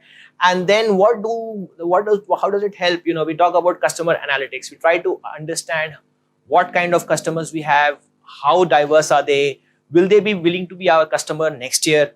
Will they not be willing to be our customers next year? Did they meet the CEO in the last World Economic Forum event or not? Because retention is becoming a very, very big challenge. Why is retention becoming a big challenge? Because customers are finding easier ways to go from one insurance company to another insurance company because so much of information is available. You can go look at the information pieces and go. So a lot of time that senior management in large companies spend is on retention, meeting key clients, customers, holding town halls, trying to make them all happy. And analytics plays a role in trying to weed out from the plethora of data that we have who are going to be our most likely customers to hop out. Sometimes we do want customers to leave as well. It's not that we want every customer to be with us, right? If you are a painful customer, you have got too many losses, perhaps we want you to go. But in this day and age, even that is becoming more and more difficult because a customer leaving means premium going down. And when premium goes down, revenue goes down. And when revenue goes down, the question that comes up, is your insurance company really growing or not growing? So then what do? Then you come up with the next set of innovations and you say, you know what, I'll give you insurance cover, but I'll put all these different exclusions and riders, which means that, if a claim is registered against A, B, C, D, E, F, G, H, I, J, up to Z, I'm not going to pay you. So that is one way of doing it, but customers are equally smart and they negotiate with you back and they say, look. So the role of aggregators, what did aggregators do to the UK car insurance market? Provided all the information, they made it like Make My Trip. How many of you have been to Make My Trip? All of you? What happens on Make My Trip? You can look at the different price points, travel tickets and everything and choose. So what the aggregators did was they went around all these companies, Admiral, AIG, somewhere here, Devils, all their price points, what they offer, what they don't offer, everything was on here. Result, what has happened? Prices have dropped because competition is intense. And now what has happened is that the price points at which some of these insurance products are being sold may not even be sufficient to cover the basic claim that comes up. As a result, many of these insurance companies are making massive losses and they are being supported by secondary and tertiary business lines within a large organization. So for example, you are making a big loss in automobiles, on your automobile lines of business, but you are being supported by your financial lines of business or your management liability lines of business or some other line of business. The second repercussion that has happened is companies are trying to sell off their car insurance businesses, especially in Europe, especially in the UK market. But who's going to buy a loss-making business? So the kind of valuations they are getting is not funny. And the question is that when the valuations are down, you're taking losses after losses, quarter after quarter. What happens next? Anybody from HR in the class? Anybody with an HR background in the class? Okay, what happens next? When you're taking losses, you can't sell your company. What happens next? Redundancy happens next because the cost has to come down. So a lot of these people in these markets have lost jobs in the last 5 or 10 years because it's just not making money. Yes, Policybazaar has done the same thing. That's basically a copy of pretty much that. Risk engineering. So is risk engineering important or unimportant for an insurance company? I was actually quite intrigued when I landed in Zurich Insurance and somebody said to me, you know what, we have an engineering team. So I got very excited. I said, engineering team? So you must be talking about IT, right? IT and engineering. They said, no, we do risk engineering. I said, risk engineering? What is this? I mean, we go and visit power plants. We visit rigs. We go to all kinds of funky places. And we do... So this was one interesting thing. Power plants with low plant load factor. I actually learned this thing in Dadri. Many years ago, almost now 20 years ago, I used to work in Dadri's power plant, which is near Noida, beyond Noida. So the plant load factor is basically how long the plant is operating and it is giving you power. If the plant load factor is low, there are only two reasons why it will be low. Either the plant is off, so you're not actually generating power. And the second factor can be what? Maintenance and breakdown. So the first thing you should be asking about from anybody wanting to do a utility company is show me your plant load factors. On the flip side, if the plant load factor is very, very high, let's say I have a plant load factor of 90-95, which means that out of 100 days, 95 days, I am giving power non-stop. What does that mean? You are high wear and tear.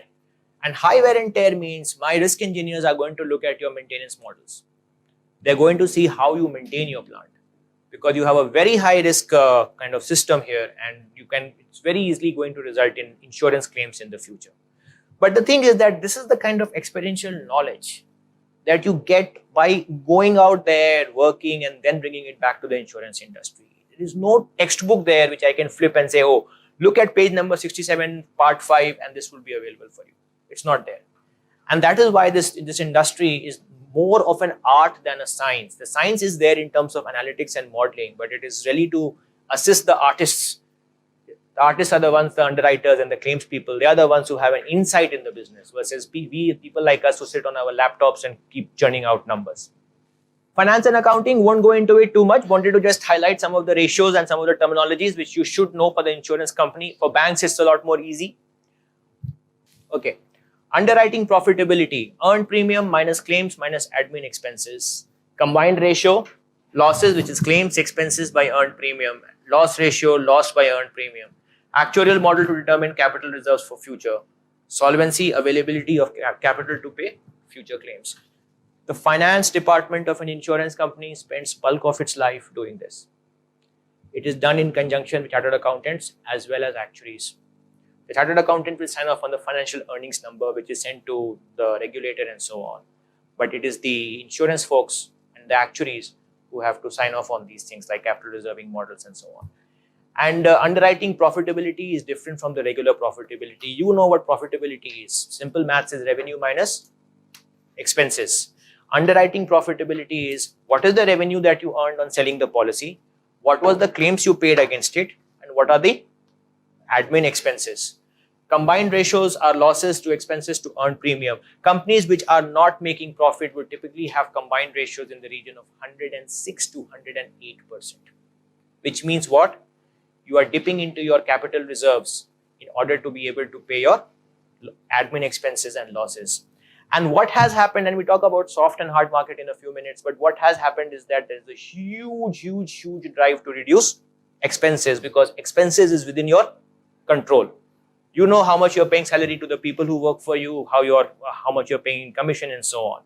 And the loss ratio, of course, is the claim losses to earn premium. And solvency has become a very big chapter after what has happened in 2008. More and more companies are being asked to keep higher and higher levels of capital as to be solvent. What happened with GE Capital? What happened with GE? Does anybody know what happened with GE? So GE had a division called GE Financial Services. And it used to also do a little bit of insurance. It used to do a bunch of other things. The regulator in the US made GE as a company too big to fail. Which essentially meant that GE had to keep a large amount of capital in order to be sustainable and workable. What did Jeff Immelt do next?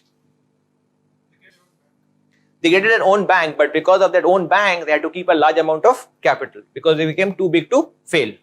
So what Jeff Immelt did next was he sold off the entire banking division in bits and pieces. So Asia was bought by a private equity firm, Asia and parts of Middle East. Once they sold off their banking pieces, they were no more too big to fail and they came out of that bracket. And once they came out of the bracket, they were able to do a lot more business with less capital than was actually needed. So that's one of the big things here. What this means for insurance companies is that you will be requiring more stringent procedures to ensure that you have sufficient capital in for future claims. So what companies currently do, so in other words, what I was just telling you about Berkshire Hathaway will no more be feasible. All that extra money that was there that you were playing around called insurance float, that is going to be still there, but it's going to reduce significantly. And there's a huge emphasis on operational risk. Operational risk means all the procedures and policies that you are following in order to make a contract or give a contract to a customer, are all of them being followed or not? And the problem with that is that there are two issues with implementing a big change like that. First is training people. You have to train people how it works. And second is implementing a system around it in terms of developing the IT system, the architecture, the governance framework, and everything around that, which is always very, very difficult to do. So every year, actuaries who are taking exams are asked in the exam paper, what do you have to say about Solvency II? They write their entire bunch of questions, and in the end they write, it has been speculated that it will be implemented next year. When next year comes, the same question is asked, same answer is given. It has been speculated that it will be next year, because people are realizing that somebody made these beautiful governance frameworks, but implementing is a nightmare, and that's a big challenge. Okay, investment management, asset allocation, asset liability management. So all the premium that you were paying to an insurance company, not all that premium will become claims tomorrow morning, right? It might become claims in the future. So I have figured out that, okay, so much of money will become claims. What should I do with the remaining money? I'll go and put that money in bonds and stocks. So I will get some returns on that money till such time that you come and claim that money from me against an event. Now that is what the function of investment management people are. They take that money, they make their investments. Typically, people in these roles have a CFA or a CA. Very few actuaries are there, but yes, they are there. They're also responsible for making sure that asset and liability are properly matched. You cannot be in a situation where your assets are less than your liability, because if that happens, that means you are insolvent, and tomorrow if a large claim comes, you will not be able to pay. Post the financial crisis, and this is where I think I'll need a pen. Post the financial crisis, what happened to the interest rate markets? It plummeted, right? And interest rates went down to almost about 0.25. And I'm talking about interest rates. I'm not talking about Indian interest rates, which have always been very on the high side, but I'm talking about what happened globally, especially keeping in mind what happened in the US. Now, all of you have done NPV, right? Now, NPV, today in the previous class, you've studied NPV. So when interest rates go down, what happens to investment income? It will go down, because you're not getting that kind of investment income. So it impacts you on the investment income side. This is where you get impacted. You don't get investment income because you're getting impacted. What is the second thing that happens? So you have studied NPV, right? NPV is equal to summation of cash flow at time t divided by 1 plus r to the power t. Isn't this something around these lines? The cash flows at some time divided by 1 plus interest rate. Broadly speaking, this is what it is, right? Now, the way insurance contracts are priced is that you look at future claims and you divide it by 1 plus r to the power t. And we have a couple of them coming up in a few minutes. Now, if this interest rates will go down, what will happen? Instead of going up, if it's going down, this entire number will be very, very large. And what I just told you was that we say that future cash flows divided by 1 plus r to the power t is insurance premium. So if we do that, you drop the interest rate, premium goes up. And when premium goes up, what happens next? Nobody wants to buy insurance. The premium is too high, I can't afford it. Unless you are absolutely pushed to buy insurance, you can't buy. Now, if you are not going to buy insurance, what happens to premium? Premium is down, your revenues are down. On top of that, you are also not getting sufficient investment income. So you are hit on two accounts. Your premium volume is down and your investment income is also down. What happens to profitability? Goes down. And when profitability goes down, what happens next? Redundancies happen next. It's as simple as it gets. If you're not going to be making, and because this is an industry which is very, very knowledge intensive industry.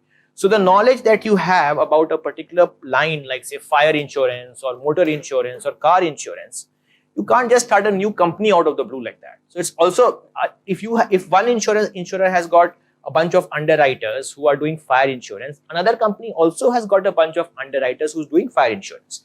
Given the problem of interest rates is going to hit both the companies because they both exist in the same economy, both are going to let go of people. So it's not going to be that somebody from X can hop across to Y and somebody from Y can hop across to X.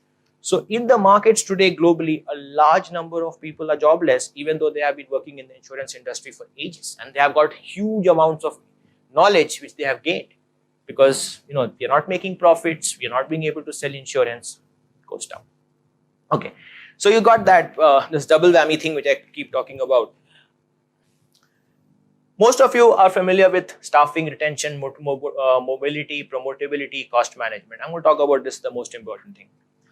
So markets are down, not making money. We call in a management consulting firm and say, can you help us figure out what to do?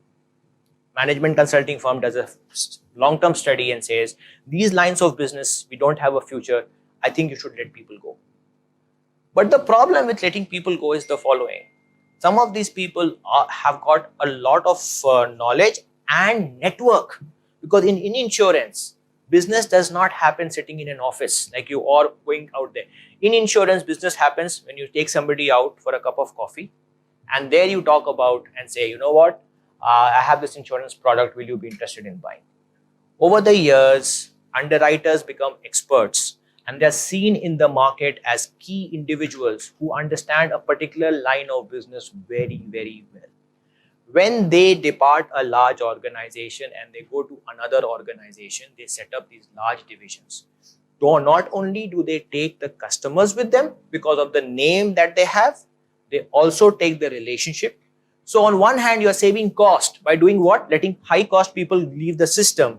But on the other hand, premium is also dropping because customers are walking with these people. Because in this industry, there is a lot of value given to the experiential knowledge that a particular person brings about for how a particular risk should play out. So that is what I wanted to point out here, that many times people miss this point completely, especially management consulting firms they see insurance as any other industry. We can always replace talent, and talent can always be hired and bought and so on. It's not that easy. The bane of my life provides the foundation for organizations to operate. Data is needed for everything, right? You need it for pricing, you need it for developing exposure models, loss reserving. Quality data is needed to successfully implement the analytical models. Now let me stop here. The reason why I said quality data. Anybody you go and ask, you have data? Yes, I have data. I'll send it to you in 2 minutes. So this is how it goes one day. Lunch is over. I'm sitting in my office, just had a salad lunch, thinking about calling my wife. And I said, okay, in 2 minutes I'll do that. This guy has sent me some data. Let me open the Excel sheet and see it. I opened the Excel sheet. I had asked for a very specific thing. I had said, I want you to tell me what is my exposure. This is the big bank which I had to insure. I said, I want to know what is the exposure to this bank. Exposure means the risk to this bank. Or what is the kind of cover they're asking for. I mean, obviously, I know the bank by name. I know how big the bank is and all of that stuff. I open it. What do I see? I see that the exposure asked for is $10 trillion. $10 trillion. Do you know it's 5 times, or maybe 4.5 times, or maybe 4 times the size of India's economy? $10 trillion. Do you know what has happened here? Can you tell me what would have happened here?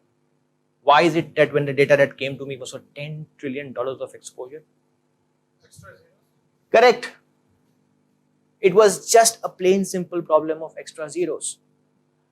Now the person entering the data into the system for this same policy, which was underwritten 1 year ago, issued the policy to the bank. The policy document has been mailed, gone.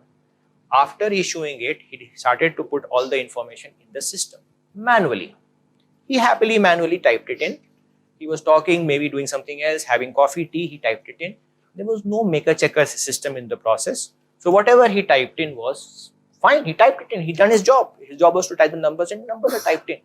Nobody checked that the numbers are not correct. Now I go to the operations team and I say, you know what? This is not making sense. What is the response I get from the operations team? Exactly. That's what I got. Where have you come from? Why are you asking me? Before you had 5 other actuaries who came and did the same work and went away without saying anything.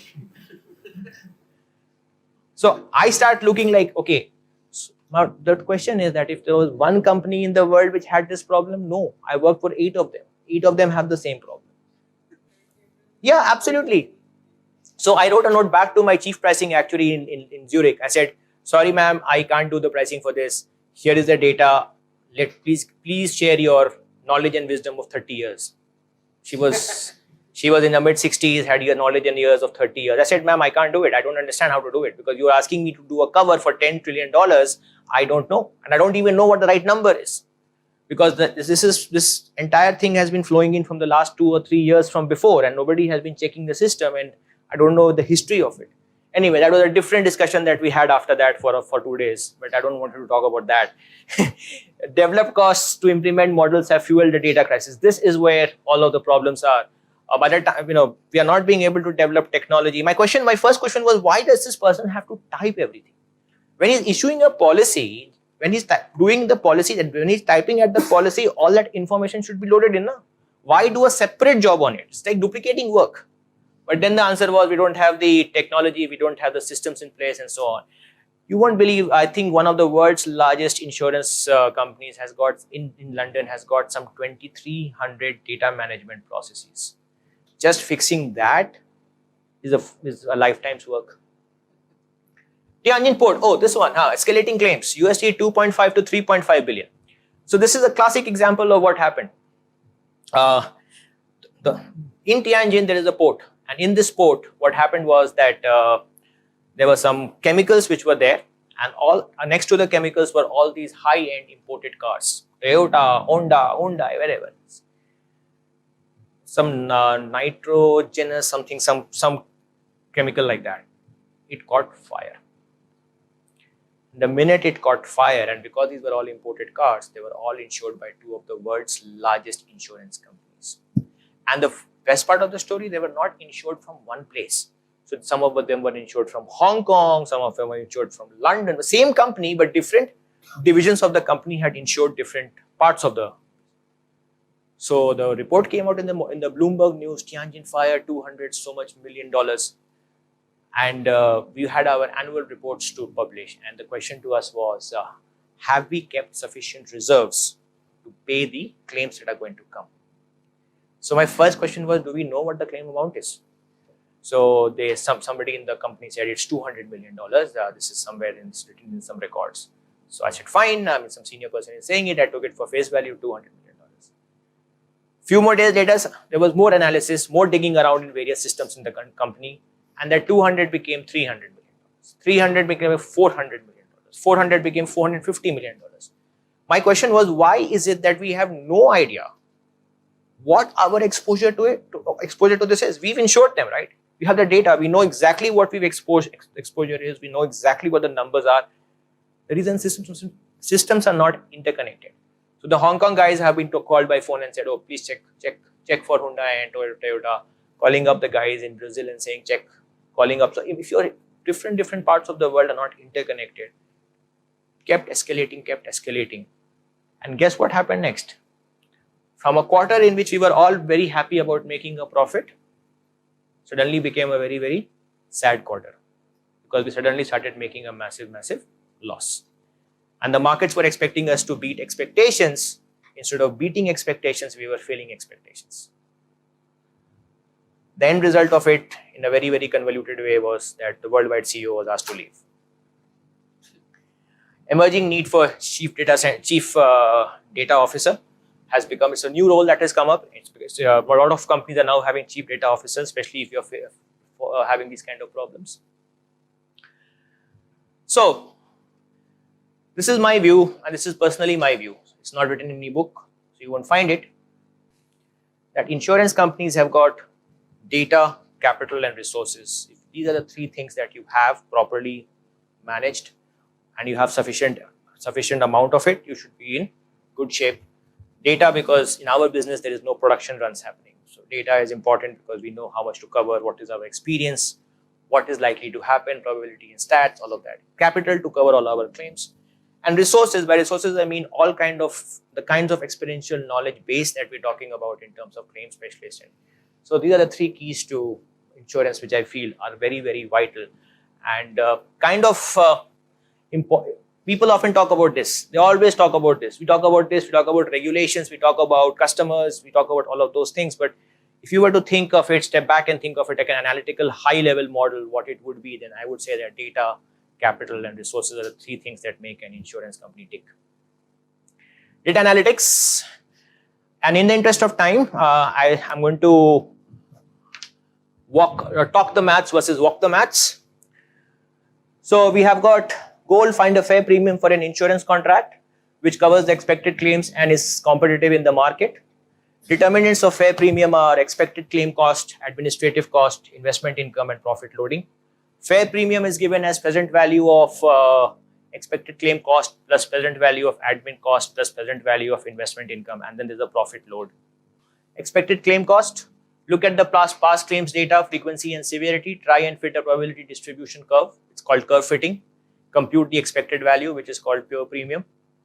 A frequency curve, a fitted frequency curve would look like this, which is nothing but the number of times an accident or an event has happened. We also have severity issues in terms of what is the amount of money that you'd be paying. So this is the amount of money is here, the probability that will happen is here. These are just representative graphs to show you what the frequency and severity models will look like. Then you've got administrative costs, marketing, taxes, claim handling cost, underwriting cost, commission.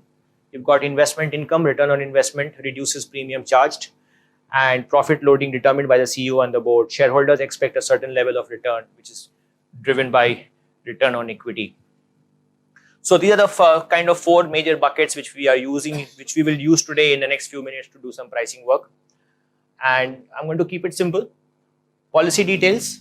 Policy is 1 year insurance policy on a car. No more than one accident is allowed on this policy. Policy provides full coverage, that is all the amount claimed is paid. All genuine claims are paid at end of year. Data and assumptions. Underwriting cost, 15% of pure premium incurred at BOY. What is BOY? What is BOY? Beginning of year. BOY is beginning of year, MOY is middle of year, and end of year is EOY. And why is this important is when you do the NPV calculations, you will realize that you have to take time into account, right? Something happening in the beginning, something happening in the middle, something happening in the middle. So the loss distribution, to keep it simple, I said that there can be a loss of 1 lakh with a probability of 7%, and there can be a loss of 50,000 with a probability of 3%. Otherwise, there will be no loss. Now you will ask me that, is this the only thing possible? Of course not. There is a whole big distribution like a Pareto or a beta or a gamma or a normal or an exponential, but trying to help you understand and appreciate the concept, I kept it very simple. There are only two kinds of losses, one at 1 lakh and one at 50,000, 7%, 3% and otherwise. So the question is, how should we price this policy? What is the premium that if I was to come to you and I was to say that these are my requirements, what is the premium you are going to charge me? So the premium you can charge me is basically, we have to figure out the fair premium. Present value of expected claim cost, present value of admin cost, present value of investment income and profit load. So we have these four components that we need to be able to compute in order to calculate the fair premium. Let's go and see how it looks like in terms of the solution set. So in the solution, what do we have here? The pure premium is given as 100,000 multiplied by 0.07 plus 50,000 multiplied by 0.03, which is about 8,500. This is basically the expected value which many of you would have seen in statistics. Yes? Everybody okay with the first line? So what is the second line? Present value of expected claims. Why is the present value of expected claims a division like that? Because we are assuming that year 0, year 1, we are assuming that this 8,500 will come here, right? So to take the value back here, we will have to do 8,500 divided by 1 plus r to the time 1, which is 8,500 divided by 1 plus, what did I use here? 0.5%, so 0.05, which in this case comes out to be 8095 by point whatever 23. So present value of underwriting cost. This is the cost because what is this cost towards? It is towards underwriters. It could be the salary cost. It could be the cost of getting additional information from the market. You need to buy some information to make some decision. So when you look at that, you calculate the present value of underwriting cost. Why have I not divided this entire amount by a discount factor? Why have I not divided it by a discount factor? Because this will occur at the beginning of the year, right? So you don't need to you don't have to worry about it. The next one is expected claim processing cost. Now, when you have data like this, you often lose understanding of where is what. So let's just go back. Underwriting cost is 15% of pure premium incurred at BOY. Interest rate was 5%. Claim processing paid at year end was 5,000.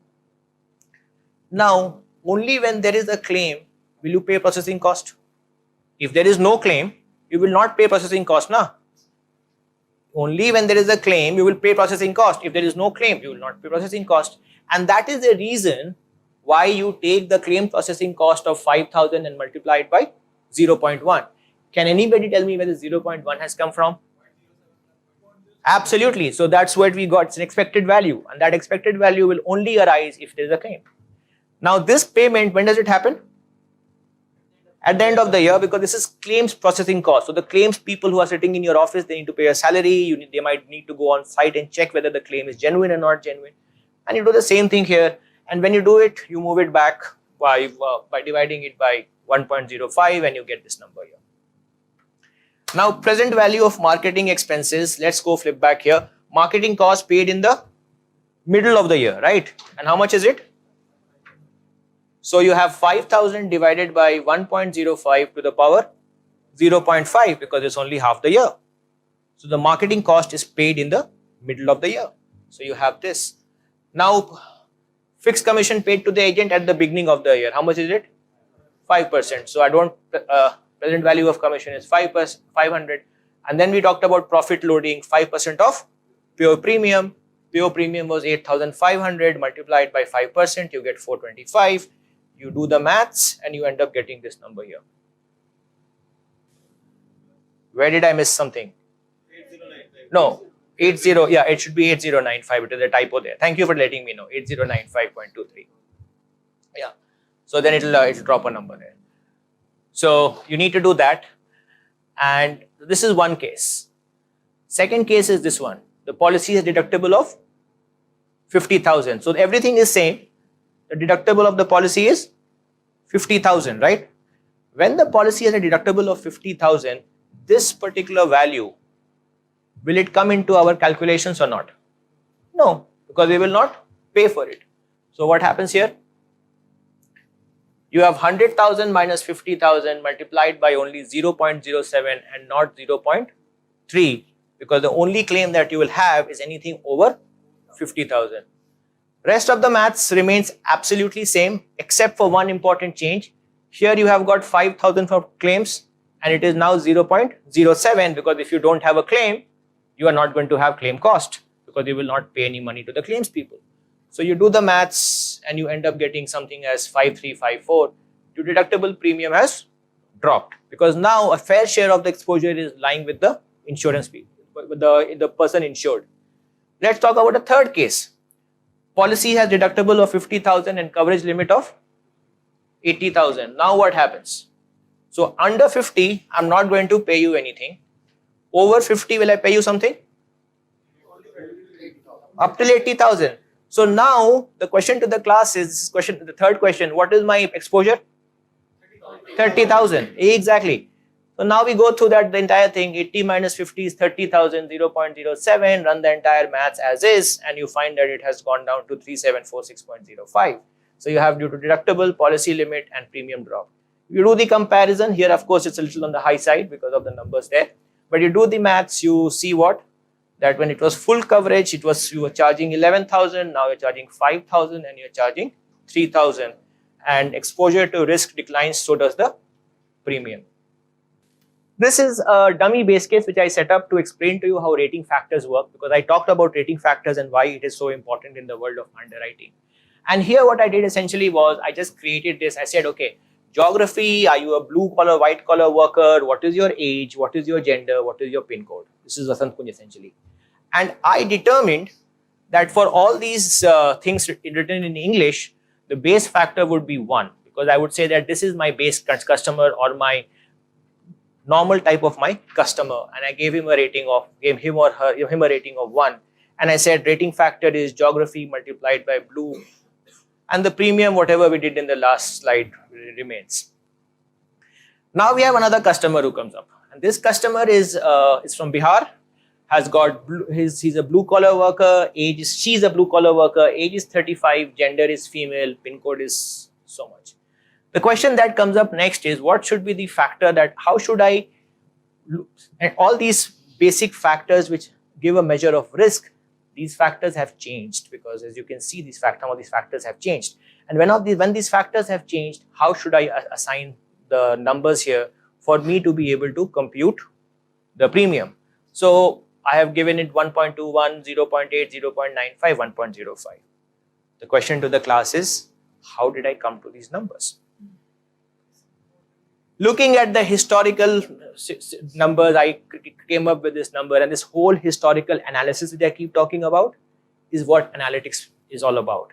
In the insurance industry, for me to figure this out, that, oh, gender is female, 0.95, geography is Bihar, 1.2, which means more risky than New Delhi, age is 35, so less, maybe perhaps more mature person, a more mature person would be driving a car more nicely. So instead of 1, I gave it 0.8, female, location conservative, 0.95.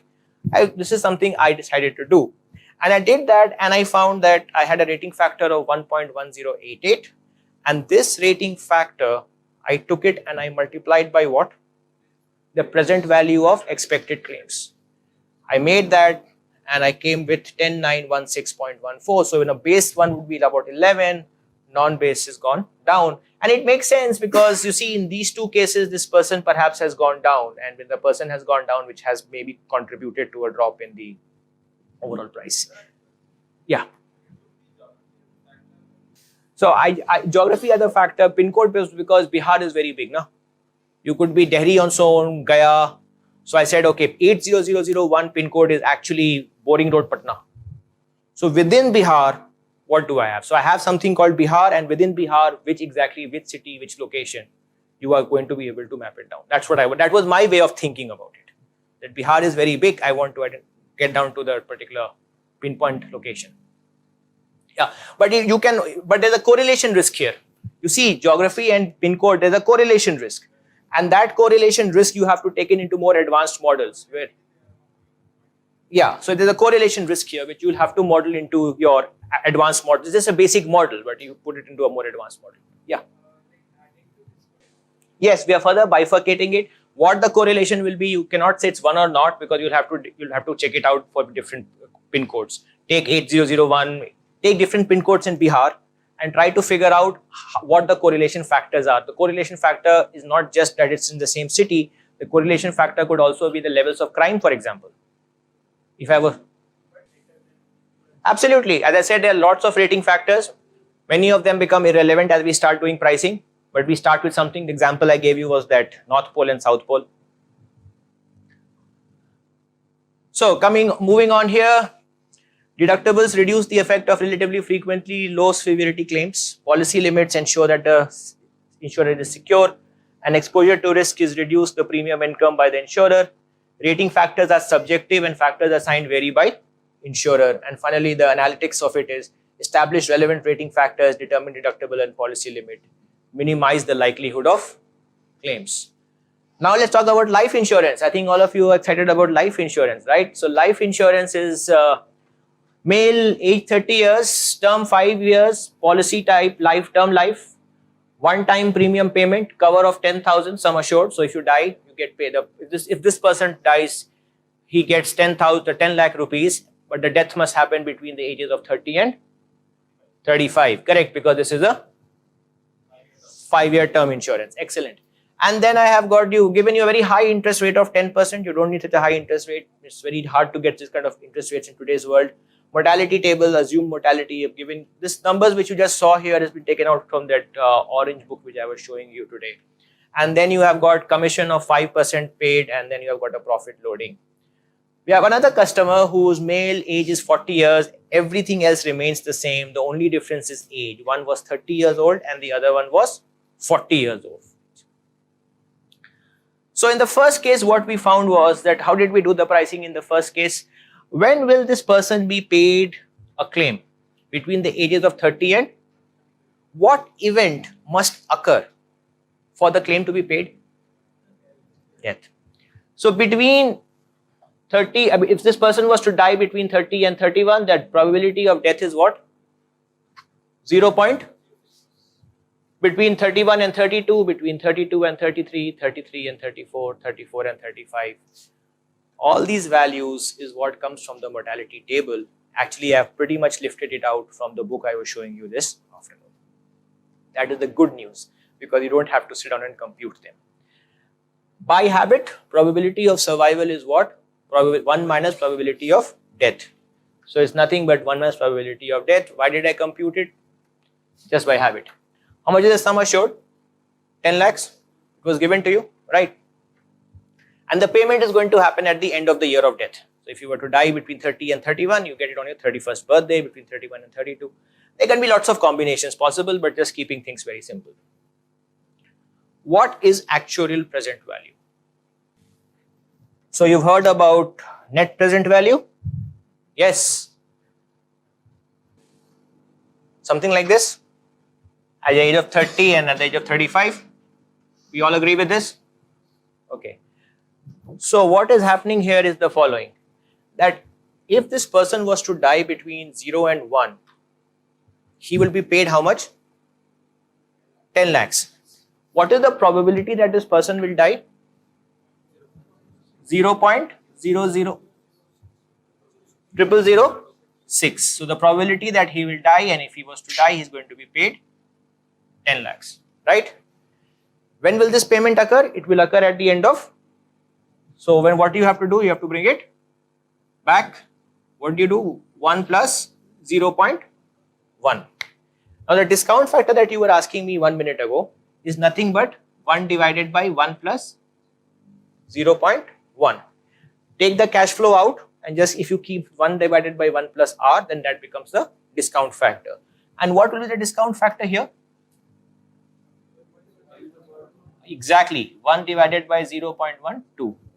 So what happens here is that for every time death occurs, probability of death multiplied by the amount you are going to receive divided by 1 plus 0.1, because you have to go back. Exactly. So that is what I have essentially done here, and this is known as APV method, summation for all the years, because you have 5 years, right? This is called actuarial present value. You have talked about net present value. In the net present value computations, you never multiply it by any probability. Here there is a probability of death occurring. Only when the death will occur will the payment be made. So you are weighting it with the probability of death, and for lack of any other word, we call it actual present value. So what has happened essentially here is the following. Probability of death, sum assured, multiplied those two. I calculated that number 1 by 1 plus 0.1, and that is 0.9009. Took this number and this number, multiplied it all together, and what did I get? 547 point. Did it for these 5 years, added it all up, and I get 2413.63.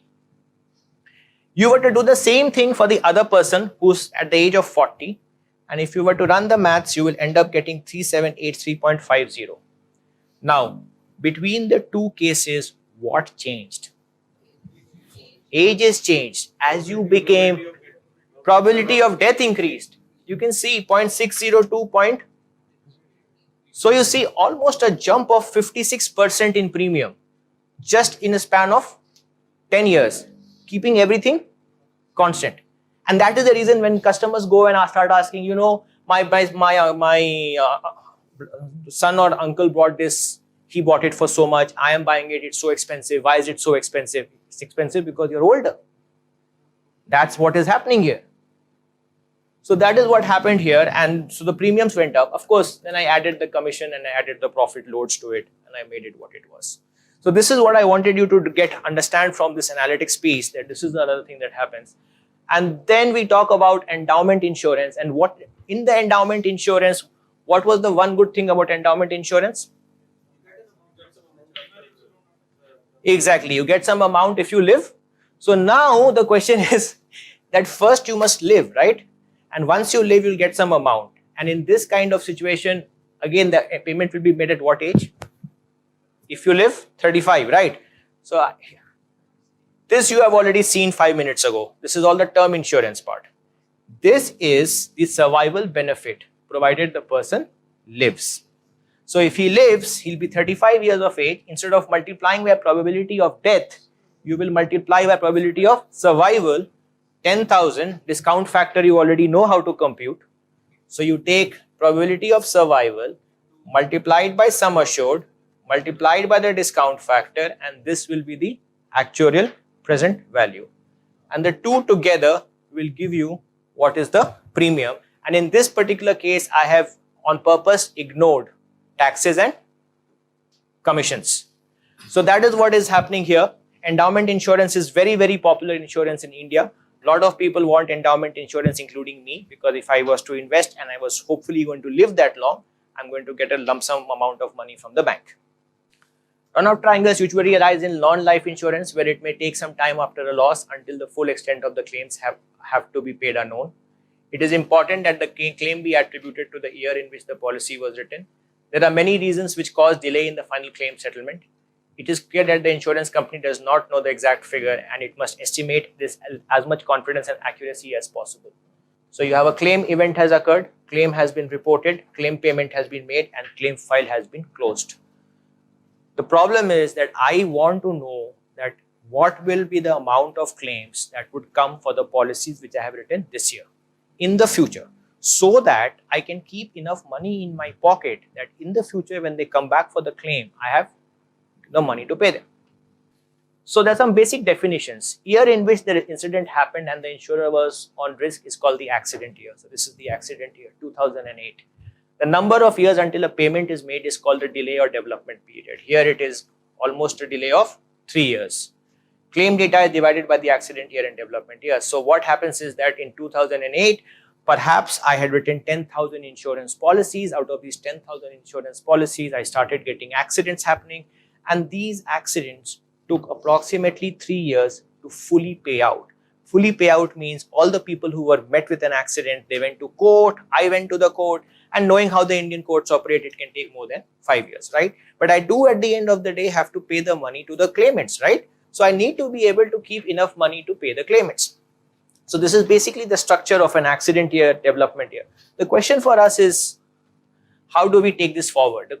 So this is a runoff triangle. It is the claim payment by policy year. So in 1996, this is the policy year, and in this policy year, some claims were generated, which was 5108, and corresponding to this claim, corresponding to the claims that were raised in this time frame, it continued to grow up till year 5. As you can see, the claim amount has started to decline, right?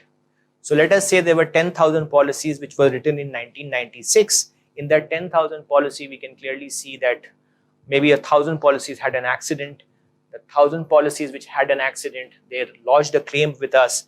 And as we were paying the claims, every year for those 1,000 policies, we paid 5108, 960, 490, 210, 75, and 24.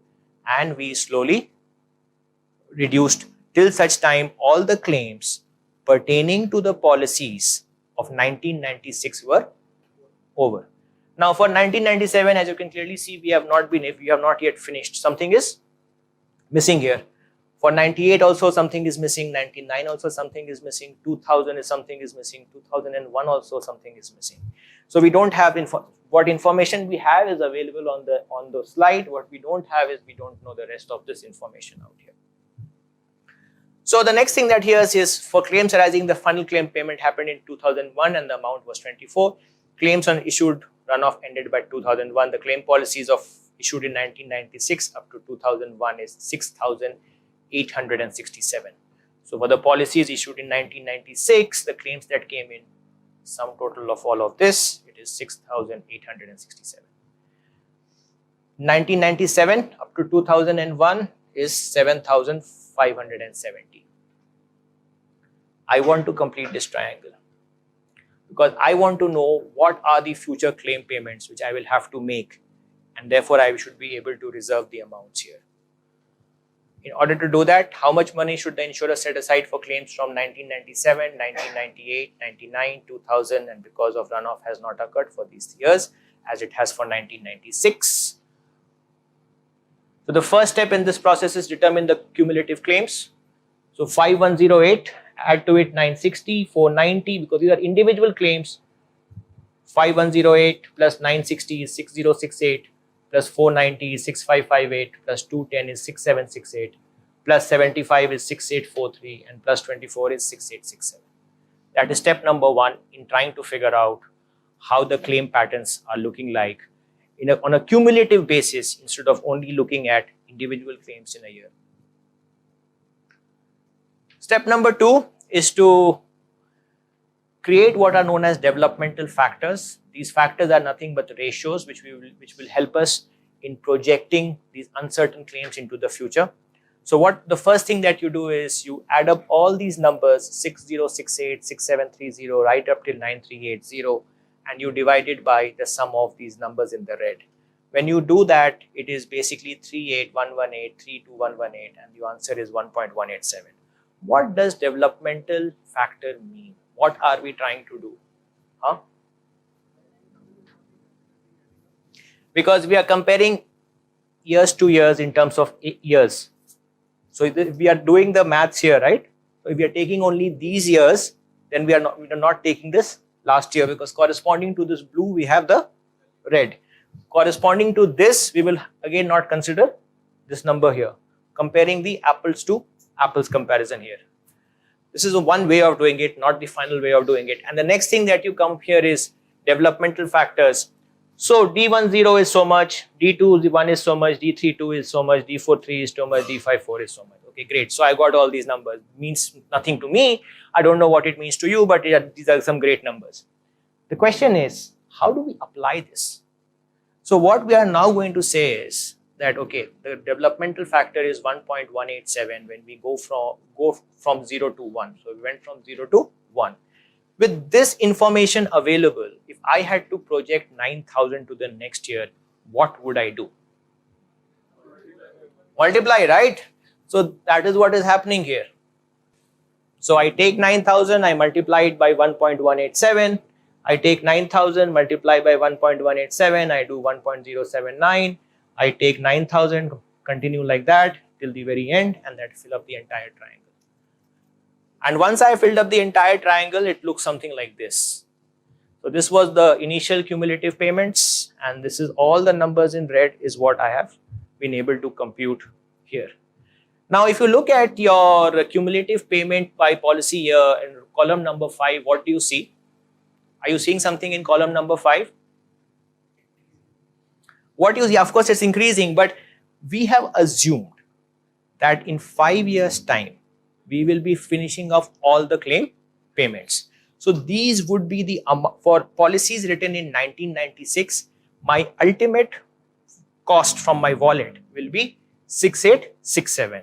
For policy written in 1997, the ultimate cost, all of this taken into account, will be 7597. For 1998, it will be 8349, 1999, 9639. For 2000, it will be so much and so on. Great. So I now know what kind of money I should be expecting to hold on in order to pay the future claims.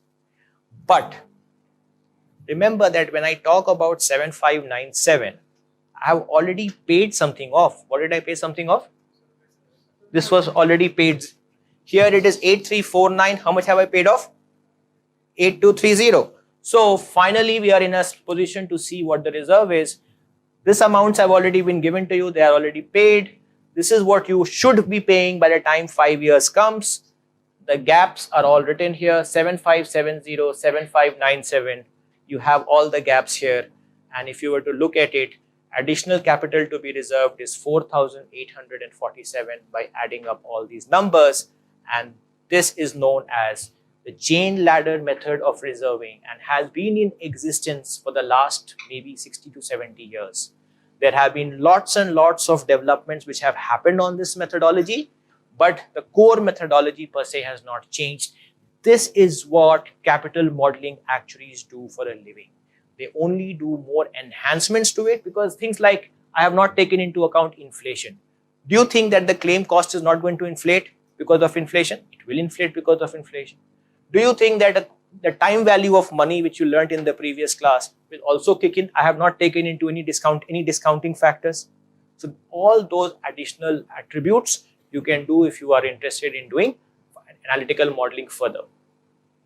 With this, I wanted to show you how reserving is done, how pricing for life insurance is done. I wanted to also show you how pricing for non-life insurance is done. We are done, and we enter the last 10 minutes of the class. I'll try and keep it brief. Longevity, current trends. People are living longer, which means what? Retirement age is getting pushed. We need money in order to support people who are going. And this is a very big cause of concern in the pensions industry worldwide. More people have to work. They have to work much more longer. I'm not happy about it, but I have no choice. Cybersecurity, WannaCry, USD 8 billion. NotPetya, Ukraine-based, 850 million. A major global cyber attack could trigger an average of 53 billion of economic losses, a figure on par with a catastrophic natural disaster such as US Superstorm Sandy in 2012. Who is the author of these famous words? Lloyds of London. They are the people who believe that if they have done a study and they figured out that we are talking about 53 billion of economic losses. The best part about WannaCry was that once it hit the American platforms, people who are working professionals, and as working professionals, we are often told you should not take laptops home and you should not use your laptop for personal work. They were all being sent messages, please use your personal laptop to work. Because the government, the official laptops had crashed, only your personal laptops and personal access was working. Insurers are struggling to estimate their potential for cyber-related issues and mounting cyber risk and interest in cyber insurance. We have no idea in the insurance world today what this risk is, how to price it, how to manage it. We think we know, we don't know.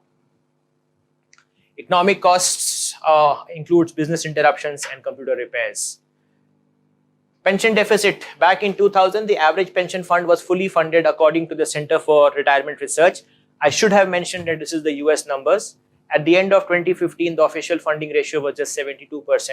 According to best estimates by the American Academy of Society of Actuaries, the funding is down to 27%. Is there a reason why people like us work in the US, pay social security, and when we come back home to India, that social security is not refunded to us? That social security is not refunded to us because it is being used by the American government for funding the people in America who are American citizens.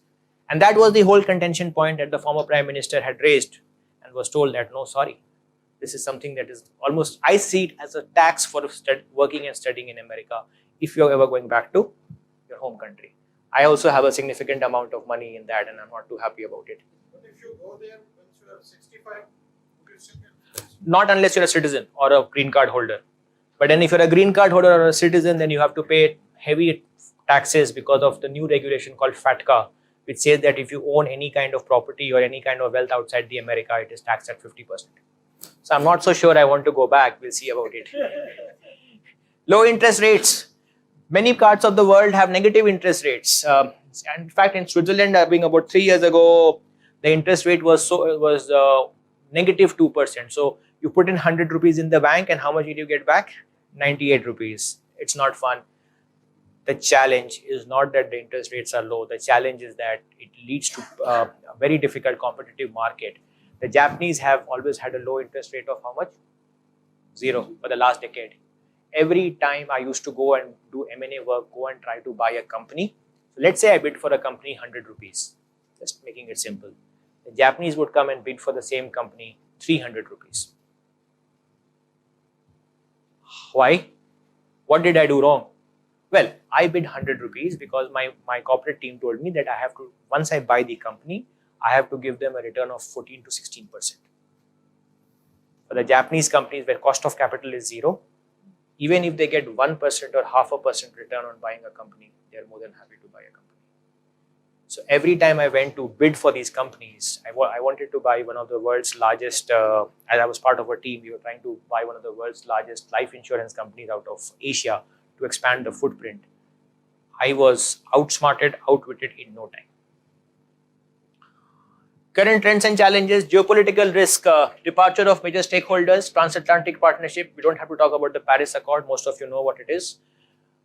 Dan Broderick, Harvard economist, a theory which describes the globalization trilemma in which among democracy, national sovereignty, and global economic integration, only two could be simultaneously compatible. The World Economic Forum in the year 2016 published a report in conjunction with the Wharton School and the Zurich Insurance Group, in which they said that the greatest threat to the world is geopolitical risk. And that is a huge problem because more and more countries are becoming nationalistic, which means that if you are an insurer and you want to insure cross-border interconnected risk, you cannot easily insure that, which means premiums go down. Underwriting cycle is actually a very important concept in the world of insurance. What happens in an underwriting cycle is that when the market is soft, profits are down, competition decreases, capital needed to underwrite business is down. What we are in today with low interest rates is an underwriting cycle, deep, soft underwriting cycle, where companies are really struggling hard to make money. When a catastrophe hits, people rush to the market to take insurance cover, and what happens to the prices? They shoot up. That is what the cycle is about. This is the soft market conditions, and these are the hard market conditions. The sad part about the hard market conditions is that 8 years ago when I started working in insurance, people said it's only the hard market is coming in 3 to 4 years. Don't worry, things will be very nice. Markets will grow. You will get good bonus at the end of the year. Salary increments will happen. 4 years went by, 5 years went by, now 8 years have gone by. But markets are not becoming harder. Do you know why? Quantitative easing. So much of money has flooded the markets that today American companies have got rich credit lines with global banks that should a catastrophe hit them tomorrow, they will rather go and take the money, use that credit line versus buy insurance. And because the insurance rates have also gone up, remember R is very, very low. So the premium has gone up. So nobody wants to buy insurance. Bad times. Current trends and challenges. Telematics. Even the IRDA is interested in this. Can reduce the premium charge to customers. Basically what is happening is that you have a small black box, you put it inside your car, you drive your car. If you have an accident, nanoseconds, it transmits all the data to the insured company. In UK, the company I worked for had 3.4 terabytes of telematics data. Tell me, why could we not use it? None of us knew how to understand that data, the sanctity of that data, the quality of that data, converting that data into a platform or into some kind of meaningful use. 3.4 terabytes. You can't be going through record by record by record. You take to take that and convert it into a format which some of us can use, some of us can understand. So finally, the chief actuary of UK decided and said, you know what, I'm going to call in a third-party vendor to help us do it. And last I checked, he was still trying to figure out how to unravel the telematics data. Current risk, modeling catastrophe risk, floods in Thailand. This is actually an interesting one. There's a lot of analytical work happening in this space. And why this is interesting is because this was 2011. I was about a year and a half into insurance and the Thai floods happened. There was a company in the Silicon Valley which had its manufacturing operations in Thailand. In an area where none of us, no weather map showed any kind of flood or any kind of problems happening. Naturally, because there was no big problem, the company only bought a cover of 50 million from my company. When the floods hit, that entire thing was gone. They sent us a bill, claim amount of $2 billion. And how much did we pay them? $50 million. It was a startup company with venture capital fund in Silicon Valley, gone. So there's a lot of work happening in catastrophe modeling, understanding how weather patterns are changing, understanding how tectonic shifts of the earth are happening, where is going to be the next earthquake. For example, in California, whenever we do home insurance, we put a rider there saying, any damage due to earthquake not covered. Because the joke in California is you might sleep on one side of the bed and get up on the other side of the bed tomorrow because the earth is moving too fast there. In Japan, due to Fukushima, there were no losses which were incurred. Can you tell me why no losses were incurred? Because we said in our policy documents that if it is because of typhoons, we will not cover it. Sorry, damage is because of typhoons. Because we know that those areas are prone. We are like, it's no more insurance. We are 100% sure that something will go wrong. Not that I know of, but I'm sure they might be doing some of it, but I'm not sure if I'm not aware of it. It's so common here. Yeah, it's very common here. Terrorism, what is covered? Damage to property and inventory. Companies can also purchase business interruption coverage that would go into effect if they are made to operate because of an attack. Not covered is NBCR, nuclear, biological, chemical and radiological attack. Cyber risk are usually covered under separate policies. AI and automation. Recently reduced AI claims handling and saved 40,000 work hours by speeding up the claim processes time to 5 seconds. Tom D. Swan was the chairman of Zurich's Worldwide Board. We invented that they put in this artificial intelligence software, which what it does is very cool. What it does is that when you put in a claims form with all the details, it scrapes out keywords. It's called data mining, text mining. Scrapes out keywords and figures out if this needs to go to a more specialist person to look at it, or it can just be dealt with. Module 5 will be very quick. I wanted to just go around the world in one slide. North America, one of the most advanced and developed markets in the world. The US, of course, leads the way because they have risk. They have an insurance for everything from property to home to car to bicycle to whatnot, iPhone and everything. Pets, yes, absolutely. They are right now dealing with the crisis of Obamacare. A lot of analytical bandwidth is being used up to try to estimate the cost of medical health care in the US. South America, the market is not very well penetrated. Regulations are not very, very clear. And people feel that there are few things which work well in South America, like home insurance or car insurance, but there is nothing exotic, like you won't be insuring a very big bank. All that doesn't happen. It's very, very basic kind of insurance that they do. Market is very under-penetrated. The regulations are not very, very clear and helpful. And on top of that, the economic environment in countries like Argentina is a big challenge because you have talked about hyperinflation and you know what happens with that. Europe, one of the most mature and developed markets in the world. AXA, AIG, Zurich Insurance Group, Swiss Re, Munich Re, Lloyds of London, all of them operate out of Europe. London is the home.